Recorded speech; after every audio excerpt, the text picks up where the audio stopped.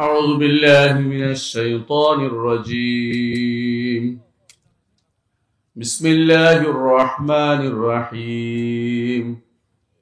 إن الذين آمنوا وعملوا الصالحات كانت لهم جنات الفردوس نزلا خالدين فيها لا يبغون عنها حولا قل لو كان البحر مدادا لكلمات ربي لنفد البحر قبل أن تنفد كلمات ربي ولو جئنا بمثله مددا قل إنما أنا بشر مثلكم يوحى إليه فمن كان يرجو لقاء ربه فليعمل عملا صالحا ولا يشرك بعبادة ربه أحدا. الحمد لله. আজকে মহতি মজলিসে হাজির হয়েছি হাফেজ আব্দুল হাই দারুস সুন্নাহ সালাফিয়া মাদ্রাসা, শরীয়তপুর জেলা, রামভদ্রপুর, ভেদরগঞ্জ, শরীয়তপুর। আল্লাহর শুকরিয়া আদায় করি যে আল্লাহ তাআলা আমাকে আমার প্রিয় ভাইদের সাথে বসার তৌফিক দান করেছেন। মনে আলহামদুলিল্লাহ। প্রিয় ভাইরা, আমি একটি কয়েকটি আয়াত তেলাওয়াত করেছি। আয়াতগুলোর একটু হালকা ব্যাখ্যা করব, এরপর আপনাদেরকে বেশি কষ্ট দিব না, ছেড়ে দেবো ইনশাআল্লাহ। আপনারা কি বসবেন? পছন্দ না হলে শেষ পর্যন্ত থাকলে অন্তত উপকৃত হতে পারবেন। একটা হাদিস বলে শুরু করি। মুহাম্মদ রাসূলুল্লাহ সাল্লাল্লাহু আলাইহি ওয়াসাল্লাম একদিন আলোচনা করছিলেন। এমন সময় তিনজন লোক ঢুকছে। একজন ঢুকে তাড়াতাড়ি আলোচনায় বসে গেলেন, আরেকজন পিছনে আড়ালে বসে গেলেন, আরেকজন আস্তে করে পাশ কাটিয়ে চলে গেলেন। রাসূলুল্লাহ সাল্লাল্লাহু আলাইহি ওয়াসাল্লাম উদাহরণ দিয়েছেন তিনজনের তিনটি। বলছেন এই তিনজনের উদাহরণ হচ্ছে, যারা একটা খাবারের পাত্র রাখা আছে, একজন ঢুকে খাবার থেকে খেতে পারছে, আরেকজন লজ্জা পাইছে, খাইতে পারে নাই, আরেকজন মুখ ফিরিয়ে নিয়েছে, আল্লাহ তার থেকে মুখ ফিরিয়ে নিয়েছে। কত ভয়াবহ জিনিস! এই মজলিসগুলো হচ্ছে দ্বীনের মজলিস, এগুলি হচ্ছে জিকিরের মজলিস। আমাদের সমাজে জিকির বলে যা প্রচলিত সেগুলি আসল জিকির নয়। জিকির শব্দের অর্থ হচ্ছে আল্লাহকে স্মরণ করা। আল্লাহ তাআলা বলছেন, ফাযকুরুনি আযকুরুকুম ওয়াশকুরুলি ওয়ালা তাকফুরুন। আমাকে স্মরণ করো, আমি তোমাদেরকে স্মরণ করব। দুনিয়ার বুকে কেউ যদি আল্লাহকে স্মরণ করে, আল্লাহ তার থেকে উত্তম মজলিসে আপনার কথা স্মরণ করে। বুঝছেন কিনা? আমরা আল্লাহর কথা স্মরণ করছি, আল্লাহ ফেরেশতাদের মজলিসে আমাদের কথা স্মরণ করতেছেন। আল্লাহু আকবার। আর কি, এখানে যদি কোনো আমরা জান্নাতের আলোচনা করি, জাহান্নামের আলোচনা করি, আল্লাহ তাআলা জিজ্ঞাসা করেন তার ফেরেশতাদেরকে, আমার বান্দারা কি চায়? জান্নাত থেকে জান্নাত যেতে চায়, আর কি চায়? জাহান্নাম থেকে মুক্তি চায়। তারা কি জান্নাত দেখেছে? দেখেনি। জাহান্নাম দেখেছে? দেখেনি। আল্লাহ তাআলা তখন বলেন, উশহিদুকুম আন্নী কাদ গাফারতু লাহুম। তোমাদেরকে সাক্ষী রেখে বলছি, তারা যেহেতু জান্নাত চায়, জাহান্নাম থেকে মুক্তি চায়, আমি তাদেরকে ক্ষমা করে দিলাম। এই সুযোগ শুধু এই মজলিসে বেশি হয়। এটা জিকিরের মজলিস। কোরআন ও হাদিসের আলোচনা যেটা হয় সেটাই জিকিরের মজলিস। জিকিরের মজলিস ওইটা নয় যেটা লাফিয়ে লাফিয়ে গাছ প্যান্ডেলে উঠে যায়, এটা জিকিরের মজলিস না। জিকিরের মজলিস ওইটা নয় যেটা কাঁধের উপর দিয়ে লাফ দিয়ে গায়ের উপর দিয়ে পড়ে অথবা মাইক নষ্ট করে, জিকিরের মজলিস না ভাই। এগুলি পাগলামি মজলিস। মুহাম্মদ রাসূলুল্লাহ সাল্লাল্লাহু আলাইহি ওয়াসাল্লাম তিনি দীর্ঘ 23 বছর তিনি জিকির করেছেন, আলোচনা করেছেন, করেন না? 23 বছর ওয়াজ করেছেন। সাহাবায়ে কেরাম কি কেউ কোনদিন লাফ দিয়ে ওরকম ফেডারে উঠছিল? কেউ কোনদিন গায়ের উপর পড়ছিল? এরকম কোন নিদর্শন পাওয়া যায়নি। বিশ্বাস করুন, যে ব্যক্তি যত বেশি আল্লাহকে ভয় পায় তত বেশি আল্লাহর জন্য কাঁদে। চিৎকার করে না, কাঁদে। চিৎকার চেঁচামেচি করাটা এটা ইমানদারের লক্ষণ নয়। ইমানদার শুধু চোখের পানি ফেলে। মুহাম্মদ রাসূলুল্লাহ সাল্লাল্লাহু আলাইহি ওয়াসাল্লাম বলেছেন, ওই ব্যক্তি আরশের নিচে ছায়া পাবে যে ব্যক্তি একান্তে আল্লাহর কথা স্মরণ হয়ে ভয়ে তার দুই চোখ দিয়ে পানি বের হয়ে গেছে। সে ব্যক্তি আরশের নিচে ছায়া পাবে। একান্তে একটু চিন্তা করে দেখেন তো, কবরে আপনাকে রেখে আসবে, কেউ নাই, যদি কেউ মারে চিৎকার করলেও শুনতে পাবেন না। সেখানে যত আযাবই হোক আপনাকে কেউ উদ্ধার করতে যাবে না, কেউ যাবে না। যুবকদের বলছি, আপনার মতো যুবক কিন্তু মারা গেছে, শুধু বৃদ্ধরা মারা যায়নি। আর বৃদ্ধ মনে রাখবেন, আপনাকে কবর রেখে আসবে, আপনার সম্পদ কিন্তু অন্যরা ভাগাভাগি করে নিবে। আপনার সাথে কিছুই যাবে না, শুধু কম দামি একটা কাপড় যাচ্ছে। আর যেটা যাচ্ছে আপনি দেখেন না, কিন্তু এটা কিন্তু আমল। দুনিয়াতে যা করে যায় আখিরাতে সেটা অবশ্যই আপনি পাবেন। ফামান ইয়ামাল মিসকাল যারাতিন খায়রান ইয়ারা ওয়া মান ইয়ামাল মিসকাল যারাতিন শাররান ইয়ারা। রাই পরিমাণ ভালো করলে এটাও পাবেন, রাই পরিমাণ খারাপ করলে সেটাও পাবেন। আপনি চিন্তা করেন না যে এটা আপনার জন্য আল্লাহ লিখে রাখছে। সেদিন আপনি দেখতে পেয়ে কি বলবেন জানেন? মা লিহাযাল কিতাব লা ইউগাদিরু সগীরাতান ওয়ালা কাবীরাতান ইল্লা আহসাহা। এই কিতাবের কি হলো? ছোট বড় সবই তো লিখে ফেলছে, কিছুই তো বাদ দেয়নি। আপনার আমার জীবনের কত আমল করেছি, মনে কিছু ভুলে গেছেন। আপনি ভুলেন, আল্লাহ ভুলেন না, আপনি ভুলে যেতে পারেন। আল্লাহ বলছেন আহসাহুল্লাহু ওয়া নাসু, তারা ভুলে গেছে, আল্লাহ সবগুলি গুণে রেখেছেন। লাকাদ আহসাহুম ওয়া আদ্দাহুম আদ্দা ওয়া কুল্লুহুম আতি ইয়াউমাল কিয়ামাতি ফারদা। আপনাকেও ভুলে যাননি আল্লাহ তাআলা। ওয়া মা কানা রাব্বুকা নাসিয়া, আমার রব কোনদিন ভুলেন না। আপনার মতো আপনি হয়তো মনে করতে পারেন হাসরের মাঠ থেকে দুনিয়ার এভাবে মজলিস থেকে আস্তে আস্তে করে পালিয়ে বেরিয়ে যাবেন, চিন্তা ভাবনা করছেন। হাসরের মাঠ থেকে কেউ বেরিয়ে যেতে পারবে না, পালায় যেতে পারবে না। হাসরের মাঠের চারপাশে পাহারা বসানো আছে। আল্লাহ তাআলা বলছেন, ওয়াজাআ রাব্বুকা ওয়াল মালাকু সাফফান সাফফা। আল্লাহ তাআলা হাসরের মাঠে আসবেন। ঈমান আনেন কিনা? কে কে ঈমান আনেন দেখি হাত তোলা দিন। আল্লাহু আকবার। এই ঈমান রাখতেই হবে। এই ঈমান যদি না থাকে, আপনার ঈমান হয়নি এখন পর্যন্ত। সালাফি মাদ্রাসা, সালাফিদের এই জন্য এই বৈশিষ্ট্য। আল্লাহ এবং তার রাসূল যা বলেছেন তা বিশ্বাস করেন, ধরন সম্পর্কে জিজ্ঞাসা করে না। হাসরের মাঠে আল্লাহ আসবেন, আল্লাহ আসবেন হাসরের মাঠে, বিচার করতে আসবেন তিনি। আর ফেরেশতারাও আসবে কাতারে কাতারে। হাসরের মাঠ বিশাল মাঠ, যেই মাঠে কোনো কারো উপরে কোনো জুলুম হয়নি, যেই মাসে কেউ কাউকে বিনা বিচারে হত্যা করেনি, যেই মাঠে কোনো রকমের কারো জমি দখল কেউ করেনি, যেই মাঠে কারো কোনো নিশানা নাই, যেই মাঠে বলা হয়নি এই জমির প্রকৃত মালিক অমুক, কিছু লেখা নাই। মাঝে মধ্যে আমি ঢাকা শহরের পাশ দিয়ে যাওয়ার সময় দেখি লেখা আছে এই জমির প্রকৃত মালিক অমুক গ্রুপের অমুক নাম। তার মৃত্যু যদি শোনেন আশ্চর্য হবেন। মৃত্যুর সময় সে বলছিল, করোনার সময় তার মৃত্যু হয়েছিল, মৃত্যুর সময় বলছিল আমি সব দিয়ে দেবো, শুধু আমাকে একটু শান্তি দেন, সব দিয়ে দেবে, একটু শান্তি চাচ্ছিল। অথচ বিঘা নয়, যদি দেখেন যে পুরো মাঠের পর মাঠ শুধু তার মালিকানা। আখিরাতে কি কাজে লাগবে? আখিরাতে কিছুই কাজে লাগবে না। প্রিয় ভাইরা, আখিরাতে কি কাজে লাগবে আল্লাহ আমাদেরকে জানিয়ে দিয়েছেন। সূরা আসরের মধ্যে বলেছেন, ইন্নাল ইনসানা লাফি খুসর।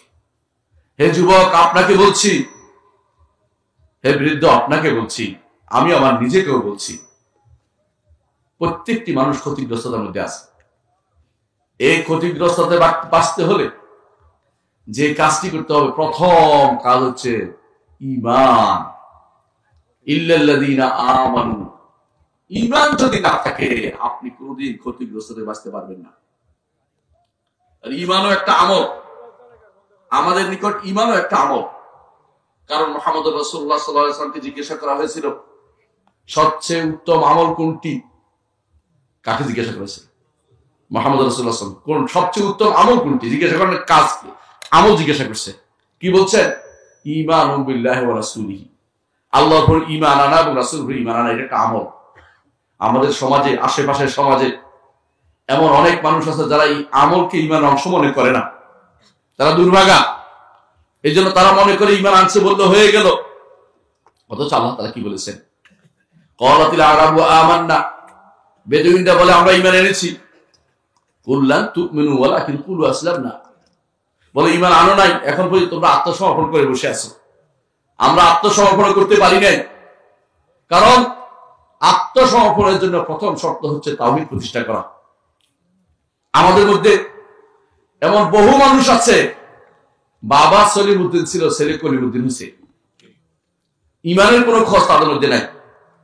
ইমান যদি না নিয়ে হাসরের মাঠে যান, আপনার মতো দুর্ভাগ আল্লাহর দুনিয়াতে আর নাই। আপনি কিছুই পান নাই দুনিয়া থেকে, আপনি কিছুই নিতে পারেন না। শাইখুল ইসলাম ইবনে তাইমিয়া রাহমাতুল্লাহ আলাইহি জন্য বলতেন, দুনিয়াতে একটি জান্নাত আছে, যে ব্যক্তি এই জান্নাতে প্রবেশ করেনি আখিরাতের জান্নাতে প্রবেশ করতে পারবে না।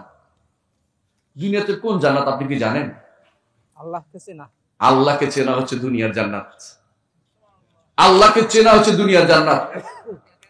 আল্লাহকে কেমনে চিনবেন? আল্লাহকে কেমনে চিনবেন?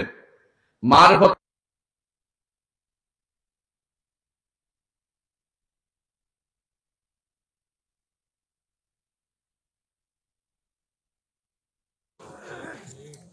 কোরআনে আল্লাহ তার পরিচয় দিয়েছে কিনা?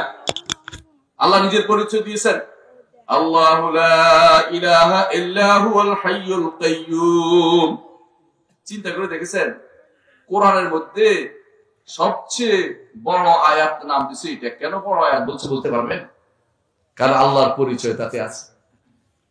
সকাল বিকাল যে পড়েন, প্রতি সালাতের পরে পড়েন না? মুহাম্মদ রাসূলুল্লাহ সাল্লাল্লাহু আলাইহি ওয়াসাল্লাম বলেছেন, কেউ যদি কোনো প্রতি সালাতের পরে এই আয়াতুল কুরসি পড়ে, মৃত্যুর হলেই জান্নাতে যান। আপনি কেন এটাকে মনে করতেছেন যে না বুঝে পড়লেই আপনি জান্নাতে চলবে? কথা এরকম না, কিন্তু না বুঝে পড়লে 1 হরফে 10 নেকি পাবেন, কিন্তু আপনাকে বুঝতে হবে আল্লাহ কি বলেছেন। আল্লাহ নিজের পরিচয় তুলে ধরেছেন কোরআনে কারিমে, যেখানেই আল্লাহর পরিচয় তুলে ধরেছে আল্লাহ তাআলা সেটার মর্যাদা আলাদা বর্ণনা করেছেন। রাসূলুল্লাহ সাল্লাল্লাহু আলাইহি ওয়াসাল্লাম বর্ণনা করে দিয়েছেন। রাসূলুল্লাহ সাল্লাল্লাহু আলাইহি ওয়াসাল্লাম যা বলেছেন আল্লাহ থেকে বলেছেন, ওয়াহী।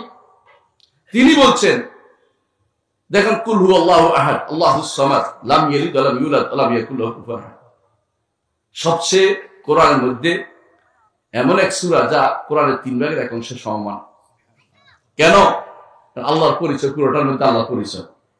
আল্লাহু আহাদ, আল্লাহুস সামাদ। আহাদ তো বুঝেন? এক, অর্থাৎ তিনি এক। কিভাবে এক? এক বানাচ্ছি না আমরা, তিনি এক। বেদাতিরা এক বানায়, এক বানাইতে গিয়ে বেদাতিরা আল্লাহর নাম গুণ অস্বীকার করে বসে। কিন্তু আমরা আল্লাহ তাআলাকে এক ঘোষণা করি, এক ঘোষণা করি যে এক আল্লাহর ইবাদত করি। এক আল্লাহ আমাকে সৃষ্টি করেছেন, এক আল্লাহ আমাকে জীবন দিয়েছেন, এক আল্লাহ আমার মৃত্যু দেন, এক আল্লাহ আমার জীবিকা দেন, এক আল্লাহ আমাকে সন্তান দেন, এক আল্লাহ আমাকে পাস করান, এক আল্লাহ আমাকে তৌফিক দেন। এক আল্লাহই আমার সবকিছু করে, কেউ কিছু দিতে পারে না। 22 রশি 16 রশির কেউ আমাকে কিছু দিতে পারবে না। আমাকে মনে রাখতে হবে একমাত্র আল্লাহ তাআলাই আমাকে সবকিছু দেন। আল্লাহ তাআলা আমার যত নেয়ামত আছে তিনি দিয়েছেন। ওয়ামা বিকুম মিন নি'মাতিন ফামিনাল্লাহ। তোমাদের যত নেয়ামত আছে আল্লাহর পক্ষ থেকে আসছে, কেউ কোনো নেয়ামত দিতে পারে না। কারো কাছে আপনি আশাবাদী হবেন যে ওকে নেয়ামতটা দিবে, আপনি এই আশাবাদীটা আল্লাহর তাওহীদের বিরোধী হবেন। এজন্য দুনিয়ার বুকে আপনার আমার বড় কাজ হচ্ছে আল্লাহকে চেনা। আল্লাহকে যদি না চিনেন আপনার ঈমান হয় না। মুহাম্মদ রাসূলুল্লাহ সাল্লাল্লাহু আলাইহি ওয়াসাল্লাম তিনি আল্লাহর পরিচয় তুলে ধরেছেন। তার কাছে কাফেররা এসে বলল, আমাদের রব যার সম্পর্কে বলতেছেন আপনি রব, তার সম্পর্কে তার পরিচয় তুলে ধরেন, কোন বংশের লোক। মানে তারা তো আর কিছু বুঝে না, মাথার ভিতরে এটাই আছে, যে যেটা চিন্তা করে সারাক্ষণ ওইটা চিন্তার মধ্যে বিভোর থাকে। বুঝেন কিনা কথাটা? আপনি যদি কোনো কৃষক হন, আপনি সারাদিন চিন্তা করবেন যে এখানে কোন জিনিসটা লাগাইলে এই জমিতে ভালো হবে, এই চিন্তা সারাক্ষণ বিভোর থাকবে। আর যদি কোনো চাকরিজীবী হয়, চিন্তা করবে পদোন্নতি কিভাবে হবে, মাথার ভিতরে ওইটা। কাফের মুশরিকদের মাথার ভিতরে সবসময় এটাই আসছে। আমাদের যেমন সন্তান হয়, নিঃসন্দেহে আল্লাহর মতো এরকম কিছু একটা থাকবে। এই জন্য নাউজুবিল্লাহ, দেখেন না কয়দিন আগে আপনারা পালন করছেন নাউযুবিল্লাহ, আপনারা করেন না ইনশাআল্লাহ, এই জাতীয় লোকেরা করছে, বাংলাদেশের লোকেরা। কেউ কেক কাটছে, হ্যাঁ, আল্লাহর জন্ম দিবসে কেক কাটছে, হাস্যকর না বলেন তো? ঈমান কি আছে? কোন ব্যক্তি যদি কোন মনে করে যীশু খ্রিস্ট, যীশু অর্থ ঈসা, খ্রিস্ট হচ্ছে উদ্ধারকারী, উদ্ধারকারী যীশু, বুঝছেন তো? কিসে উদ্ধারকারী যীশু জানেন কিনা?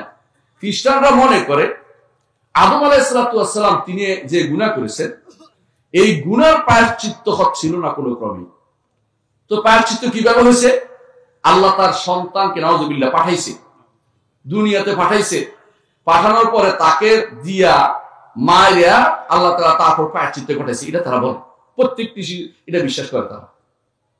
এরা এই জন্য বলে যে এরা ক্রুশ এই জন্য গলায় লাগায়, যে ক্রুশে চড়ে তিনি চলে গেছেন, এই জন্য তারা বলে নাউযুবিল্লাহ আল্লাহ তাআলা তার আরশ থেকে নেমে আসা যা করা তা করছে, নাউযুবিল্লাহ। এগুলি ঈমানদারের কথা বিশ্বাস করতে পারে না, সবচেয়ে নিকৃষ্ট বিশ্বাস।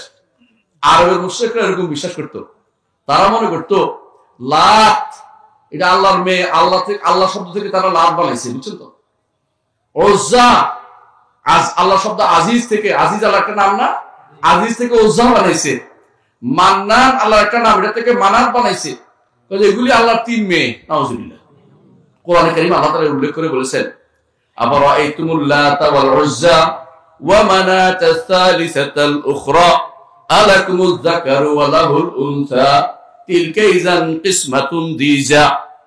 আল্লাহ বলতেছেন আফারাআইতুমুল লাতা ওয়াল উজ্জা, তোমাদের কি বলতেছো? তোমরা লাত উজ্জা সম্পর্কে বলতেছো, আর তিন নম্বর মানাত বলতেছো।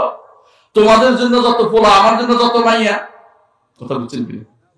মানে ওরা মনে করতো যে মেয়ে বানালে লাভ বেশি, কারণ মেয়েরা বাবার কাছে বসে বসে ক্যান ক্যান ক্যান ক্যান করলে বাবা মেয়েদের প্রতি একটু দরদি বেশি হয় বাবারা। তো এই আল্লাহ দিবে, নাহলে কি আমাদের দিবে নাকি কেউ? বুঝলেন কথাটা? এই জন্য তারা লাত মানাত উজ্জা বানাইছে। ওরা কিন্তু এখানে কোন পুরুষ দেবতা বানায় নাই, সবগুলি মহিলা দেবতা বানাইছে, বুঝলেন? আমাদের দেশও আছে কালী, বুঝছেন তো? তারপরে কি আছে, হ্যাঁ, দুর্গা, সতী, শেষ নাই, সব মহিলা দেবতা, বুঝছেন তো? তারা মনে করে যে তাদের রবের কাছে বলতে হলে মহিলারা খুব ভালো পায়। নাউযুবিল্লাহ। আরবের মুশরিকরা তাই মনে করত। তারা আরেকটা জিনিস মনে করত যে সুপারিশ করে আল্লাহর কাছে পৌঁছাই দিবে, এই দেব দেবীরা সুপারিশ করে আল্লাহর কাছে পৌঁছে দিবে। তারা এটা মনে করত এরা আল্লাহর কাছে পৌঁছাই দিবে। মা না'বুদুহুম ইল্লা লিয়ুকাররিবুনা ইলাল্লাহি যুলফা। আমরা গুনাহগার মানুষ, আমরা কি আল্লাহর কাছে যেতে পারি? আপনাদের গ্রামের মধ্যে দেখবেন পাইবেন বহু লোক করতেছে, কি কইবে? আমরা গুনাহগার মানুষ, আল্লাহ কি আমাদের সরাসরি দিবে? আমরা ওলি আল্লাহদের কাছে, ওলি আল্লাহ আল্লাহর কাছে বলবো, তাই না আল্লাহ আমাদের দিবে। আসলে এরকম বলে না? বলে কিনা বলেন? আমি জানি বলে। এটা এই একই ধারণা পোষণ করতো আরবের মুশরিকরা। আল্লাহ তাআলা তখন আয়াত নাযিল করে বলেন, ওয়াইজা সাআলাকা ইবাদি আন্নী ফাইন্নী করিব। যখন আমার বান্দারা আমার সম্পর্কে প্রশ্ন করে, বলে দিন আমি তাদের নিকটে। এই নিকটে কিন্তু আবার সাবধান, আল্লাহ তাআলা আরশের উপরে। নিকটে বলতে আপনার সৃষ্টির ভিতরে মনে করবেন না। আল্লাহ তাআলা কোথায়? আরশের উপরে, সৃষ্টির ভিতরে নিকট। যত উপরে থাকুন তিনি আমার দোয়া কবুল করার জন্য তিনি নিকটে। কথা বুঝছেন কিনা? উজিবু দাওয়াতাদ দাঈ ইযা দাআন। আমার বান্দা যখন আমাকে ডাকে, আমি তার ডাকে সাড়া দেওয়ার জন্য তাকে সঙ্গে সঙ্গে তার নিকটে থাকি। অর্থাৎ তিনি আরশের উপর থেকে আমার ডাকে সাড়া দিতে বিন্দু মাত্র দেরি হয় না। একটা ঘটনা বলি, শুনে আশ্চর্য হবেন। কোরআনে কারীমে আল্লাহ তাআলা বলছেন, قد سمع الله قول التي تجادلك في زوجها وتشتكي إلى الله والله يسمع تحاوركما إن الله سميع بصير। আল্লাহ তাআলা একটি আয়াত নাযিল করলেন। এই আয়াত সম্পর্কে আয়েশা রাদিয়াল্লাহু আনহা কি বলে শুনেন। তিনি বলছেন, খাওলা বিনতে সালাবা নামে এক মহিলা, বৃদ্ধ বয়সে তার স্বামী তাকে জিহার করলো। জিহার এক ধরনের তালাক ছিল আরবদের ভাষায়। কিরকম বলা? এরকম বলা যে মায়ের সাথে তুলনা করা, কোনো পিঠে এবং পেটের তুলনা করা, অথবা কোনো এমন অঙ্গ যেটা মানুষ দেখতে পারে না তুলনা করা। এরকম তুলনাকে আরব দেশে তালাক ধরা হতো। মহিলা বৃদ্ধ বয়সে যখন তালাক এইরকম জেহার করলো, মহিলা চোখের পানি ফেলতে ফেলতে উল্টাপাল্টা কথাবার্তা বলে। আপনারা জানেন যে মেয়েরা যখন কথা বেশি কষ্টে থাকে তখন কথাবার্তা বোঝা যায় না। মানে চোখের পানি করতেছে আর গাওয়া গাওয়া করতেছে, কিছু বোঝা যাচ্ছে না। রসুলের কাছে আসতেছে, কি বলছে, আয়েশা রাদিয়াল্লাহু বলতেছে আমি বুঝতেছি না, অথচ আমার সামনে মহিলা কথা বলতেছে।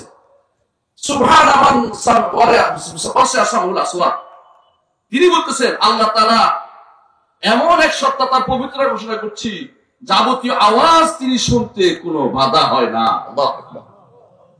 তিনি কি বলছেন আমি শুনতে পাই নাই, আমি বুঝতে পারি নাই, আল্লাহ তাআলা আরশের উপর থেকে তিনি সেটা বুঝে নিয়েছেন। কে বলেন এটা? আয়েশা রাদিয়াল্লাহু আনহা। আল্লাহ কোথায়? আরশের উপরে। তিনি শুনতে পান কিনা আমার শব্দ? শুনতে পান। আমি যত ক্ষীণে বলি, জোরে বলি, আস্তে বলি, ইন্নাহু ইয়ালামুস সিররা ওয়া আখফা, গোপনে বললেও শুনতে পান। জাকারিয়া আলাইহিস সালাম গোপনে বলছে, ইজনাদা রাব্বাহু নিদাআন খাফিয়া ক্বালা রাব্বি ইন্নী ওয়াহানা আল-আযমু মিন্নী ওয়াশতাআলা আর-রা'সু শাইবা ওয়া লাম আকুম বিদুআইকা রাব্বি শাকিয়া ওয়া ইন্নী খিফতুল মাওয়ালিয়া মিন ওয়ারাই ওয়া কানাত ইমরাআতি আকিরান ফাহাবলি মিন লাদুনকা ওয়ালিয়া ইয়ারিসুনি ওয়া ইয়ারিসু মিন আলি ইয়াকুব ওয়াজআলহু রাব্বি রাদিয়া। খুব আস্তে ক্ষীণ স্বরে বলতেছেন, আল্লাহ আমার চুল সাদা হয়ে গেছে, বউটা বন্ধা হয়ে গেছে, কিন্তু আল্লাহ আমি তো আপনাকে ডেকে কোনোদিন আমি নিরাশ হইনি। আর কিছু বলে না। আল্লাহ আমাকে একটা সন্তান দেয়া যাবে যেটা আমার ইয়াকুবের বংশে এটা ওয়ারিশ হবে, এবং ওয়ারিশ তো দিনের ওয়ারিশ হবে, অর্থাৎ সে কি হবে? নবী হবে।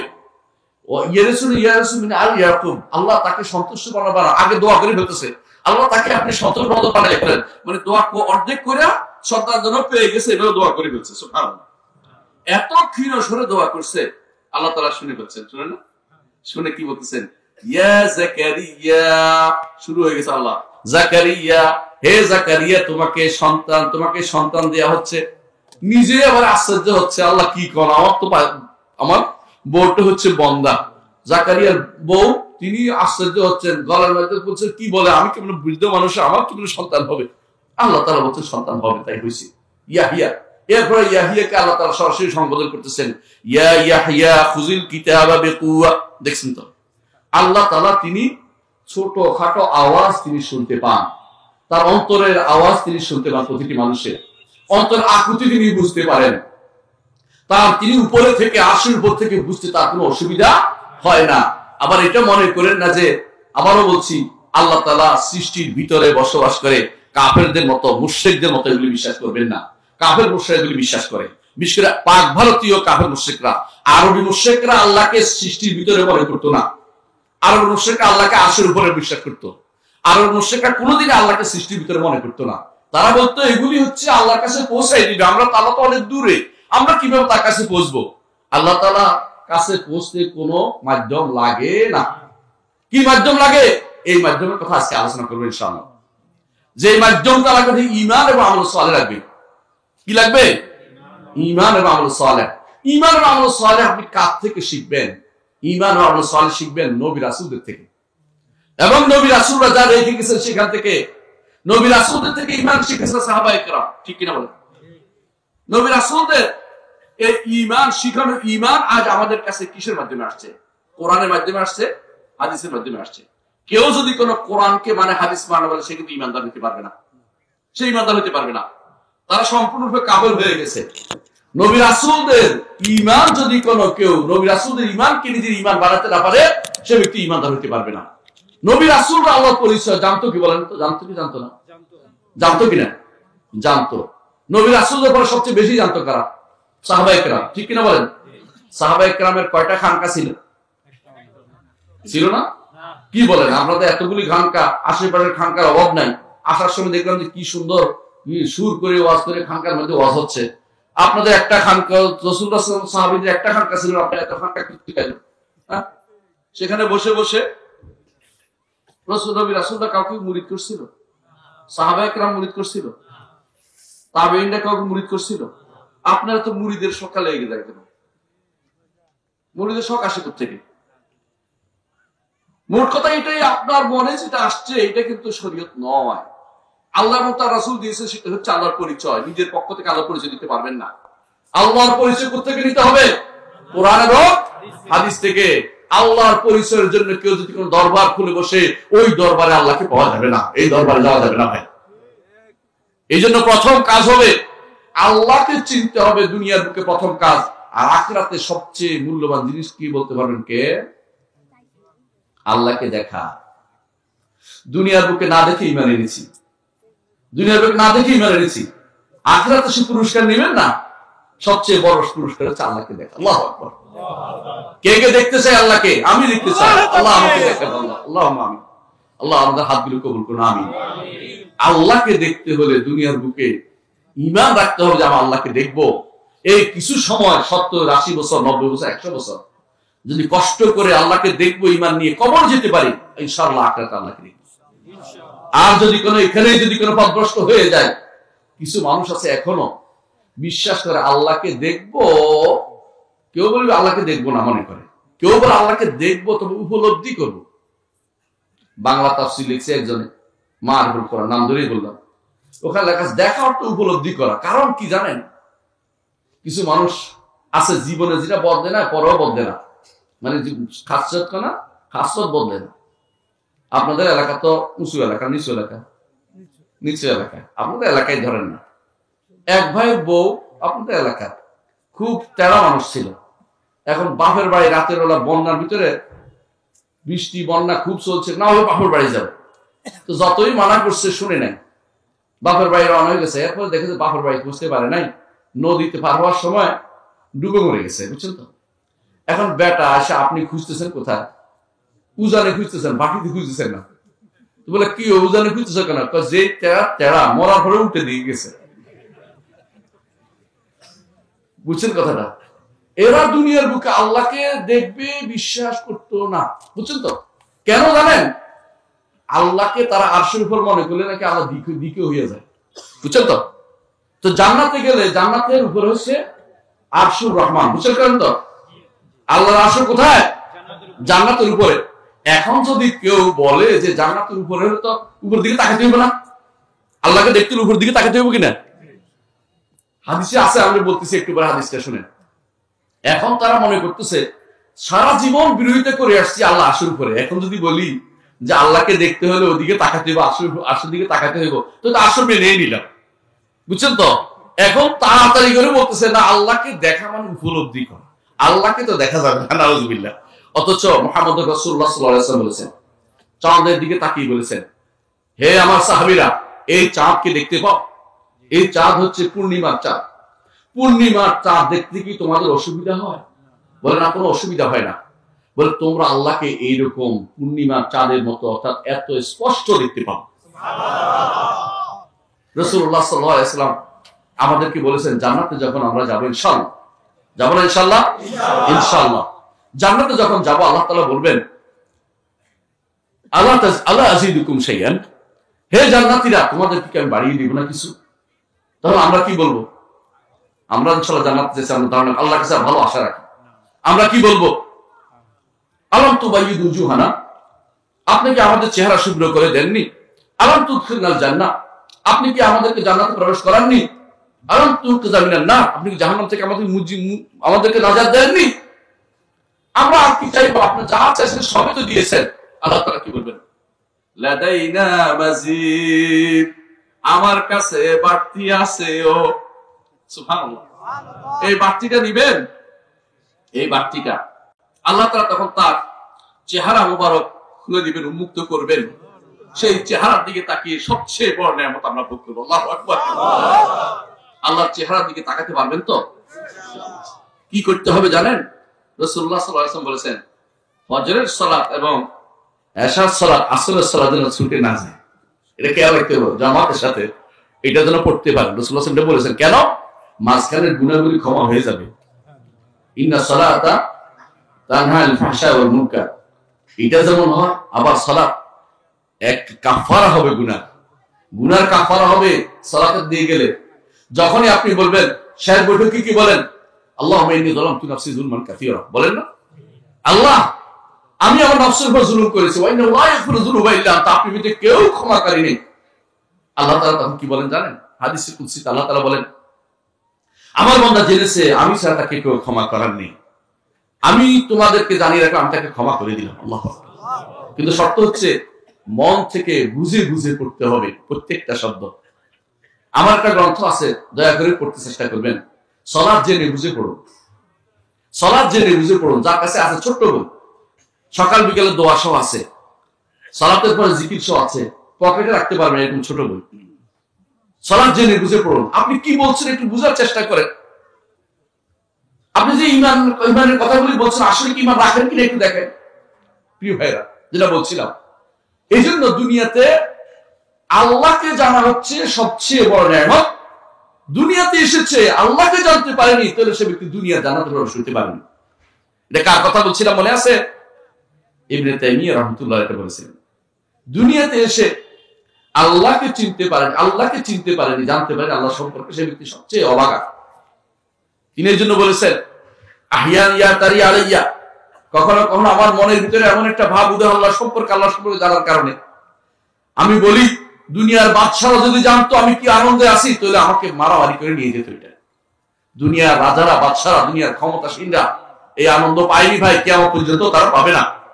তারা কামড়াকামড়ি করছে এমন এক জিনিস জন্য, যে জিনিস কবরে নিয়ে যেতে পারবে না। আপনাকে শিখতে হবে মাআলিল উমুর। রাসূলুল্লাহ সাল্লাল্লাহু আলাইহি ওয়াসাল্লাম, আল্লাহ তাআলা পছন্দ করেন উঁচু জিনিসগুলো, নিচু জিনিসগুলো আল্লাহ তাআলা পছন্দ করেন না, অপছন্দ করেন। সবচেয়ে উঁচু জিনিস হচ্ছে জান্নাতের কাজ করতে পারা। জান্নাতে যেতে হলে কি করতে হবে আল্লাহ তাআলা বলে দিয়েছেন, ইন্নাল্লাযীনা আমানু ওয়া আমিলুস সালিহাতি কানাত লাহুম জান্নাতুল ফিরদাউসি নুজুলা। যারা ঈমান আনে, আমল সালেহ করে, আল্লাহ তাআলা তাদের জন্য জান্নাতুল ফিরদাউস রেখেছেন মেহমানদারি হিসেবে। জান্নাতুল ফিরদাউস হচ্ছে আ'লাল জান্নাহ, সবচেয়ে উপরের জান্নাত, ওয়াসাতাল জান্নাহ, মধ্যমণি, মধ্য জান্নাত। এবং জান্নাতুল ফিরদাউসের যে নাহারগুলি জারি হয় কোত্থেকে আসে? আল্লাহর আরশ থেকে সেগুলো চালু হয়েছে। আল্লাহর আরশ থেকে সেগুলো চালু হয়েছে, জান্নাতুল ফিরদাউসের নাহারগুলো। এবং বলছে রাসূলুল্লাহ সাল্লাল্লাহু আলাইহি ওয়াসাল্লাম বলেছেন, রিদাউল কিবরিয়া, শুধুমাত্র এর পার্থক্য আল্লাহর দিকে তাকানো হচ্ছে। আল্লাহ যখন উন্মুক্ত করবে তখনই আল্লাহ তারপরে জান্নাতে তাকে দেখতে পাবে। রিদাউল কিবরিয়া শুধু মাঝখানে থাকবে, অর্থাৎ আল্লাহর অহংকারের চাদর, এর বাইরে তাকে দেখার মধ্যে শুধু এতটুকু দূরে থাকবে। ঈমানদার আল্লাহর নৈকট্য চাইতো আমরা, তাই না? আল্লাহর নৈকট্য চাইতে হলে জান্নাতে যাওয়ার চেয়ে নিকটে যাওয়ার কোনো বড় মাধ্যম নেই। জান্নাতে গেলে সবচেয়ে নিকটে সাইয়্যিদুল খালক মুহাম্মদুর রাসূলুল্লাহ সাল্লাল্লাহু আলাইহি ওয়াসাল্লাম। এই জন্য তিনি এমন একটি মাকাম মাহমুদ থাকবেন, প্রশংসিত স্থানে থাকবেন, যার দোয়া আপনারা প্রতিদিন করেন, ওয়াবআসু মাকাম মাহমুদান আল্লাযী ওয়া'আদতা, এবং ওয়াতিল ওয়াসিলা, তার দোয়া করেন। ওয়াসিলা এবং মাকাম মাহমুদ কেউ একটা বছর, কেউ দুটো বছর, এই বিষয়ে আমি বিস্তারিত আলোচনা করেছি। আমার একটা গ্রন্থ আছে, সহিহ হাদিস বিশ্বকোষ 2য় খণ্ড, প্রথম খণ্ডের মধ্যে পড়ে দেখবেন। কোন খণ্ডে মনে আসছে না, পড়ে দেখবেন, বিস্তারিত লিখেছি। সম্ভবত 3য় খণ্ডে লিখেছি, 2য় খণ্ডে পড়ে দেখবেন। ওখানে মোট কথা এটাই, মুহাম্মদুর রাসূলুল্লাহ সাল্লাল্লাহু আলাইহি ওয়াসাল্লাম তিনি এমন এক স্থানে যাবেন যেটাতে প্রত্যেকে ইয়াকবাতুল আউয়ালুন, আগে পিছে সবাই বলবে এই স্থানে হচ্ছে মুহাম্মদুর রাসূলুল্লাহ সাল্লাল্লাহু আলাইহি ওয়াসাল্লাম। দেখো কত উন্নত জায়গায় তিনি আছেন, সবচেয়ে কত উঁচু জায়গায় আছেন। তো জান্নাতে যদি কোনো এত উঁচু জায়গায় আপনি আমার নবীর সাথে থাকতে পারেন, ভালো না নাকি খারাপ? রাসূল বলেছেন জান্নাতে উঁচু থাকতে হলে রাসূলকে ভালোবাসতে হবে, তাই না? আলমারউ মা মান আহাব্বা, মানুষ তার সাথে হাসর হবে যাকে সে ভালোবাসে, ঠিক কি না? দুনিয়ার বুকে আপনি যদি কোনো ওই সেকুলারদের ভালোবাসেন, কার সাথে হাসর হবে বলেন তো? দুনিয়ার যদি কোনো আপনি ওই গণতন্ত্রবাদীদের সাথে ভালোবাসেন, তো ওর সাথে হাসর, ঠিক না? ঠিক। যদি আপনি জাতীয়তাবাদীর সাথে ভালোবাসেন, কার সাথে হাসর হবে? জাতীয়তাবাদীর সাথে। বুঝছেন তো কথাটা? এইভাবে প্রত্যেকটি আপনার ভালোবাসা কার সাথে, আখেরাত তার সাথে আপনার হাসর হবে। রাসূলুল্লাহ সাল্লাল্লাহু আলাইহি ওয়াসাল্লাম উদাহরণ দিয়ে দিয়েছেন, সালাত যে পড়বে তার উদাহরণ দিয়েছেন কার সাথে হাসর হবে, আর সালাত যে পড়বে না তার হাসর কার সাথে হবে? উবাই ইবনে খালাফের সাথে হাসর হবে। এর অর্থ হচ্ছে যে যত বেশি ঈমান আমল সালেহ যত বেশি করতে পারবেন, সুন্দরভাবে করতে পারবেন, তত বেশি আল্লাহর নৈকট্য লাভে ধন্য হতে পারবেন। আল্লাহু আকবার। আল্লাহর নৈকট্য লাভের জন্য দুনিয়ার বুকে রাজা বাদশাদের কিচ্ছা কাহিনী চলে না। কেন চলে না জানেন? দুনিয়ার বুকে রাজা বাদশারা আপনাকে কেন দিতে চায় না? কি কারণ থাকতে পারে কে বলতে পারবে না। 1 নম্বর কারণ আমি বলে দিচ্ছি। 1 নম্বর কারণ হচ্ছে দিলে আমারটা শেষ হয়ে যাবে।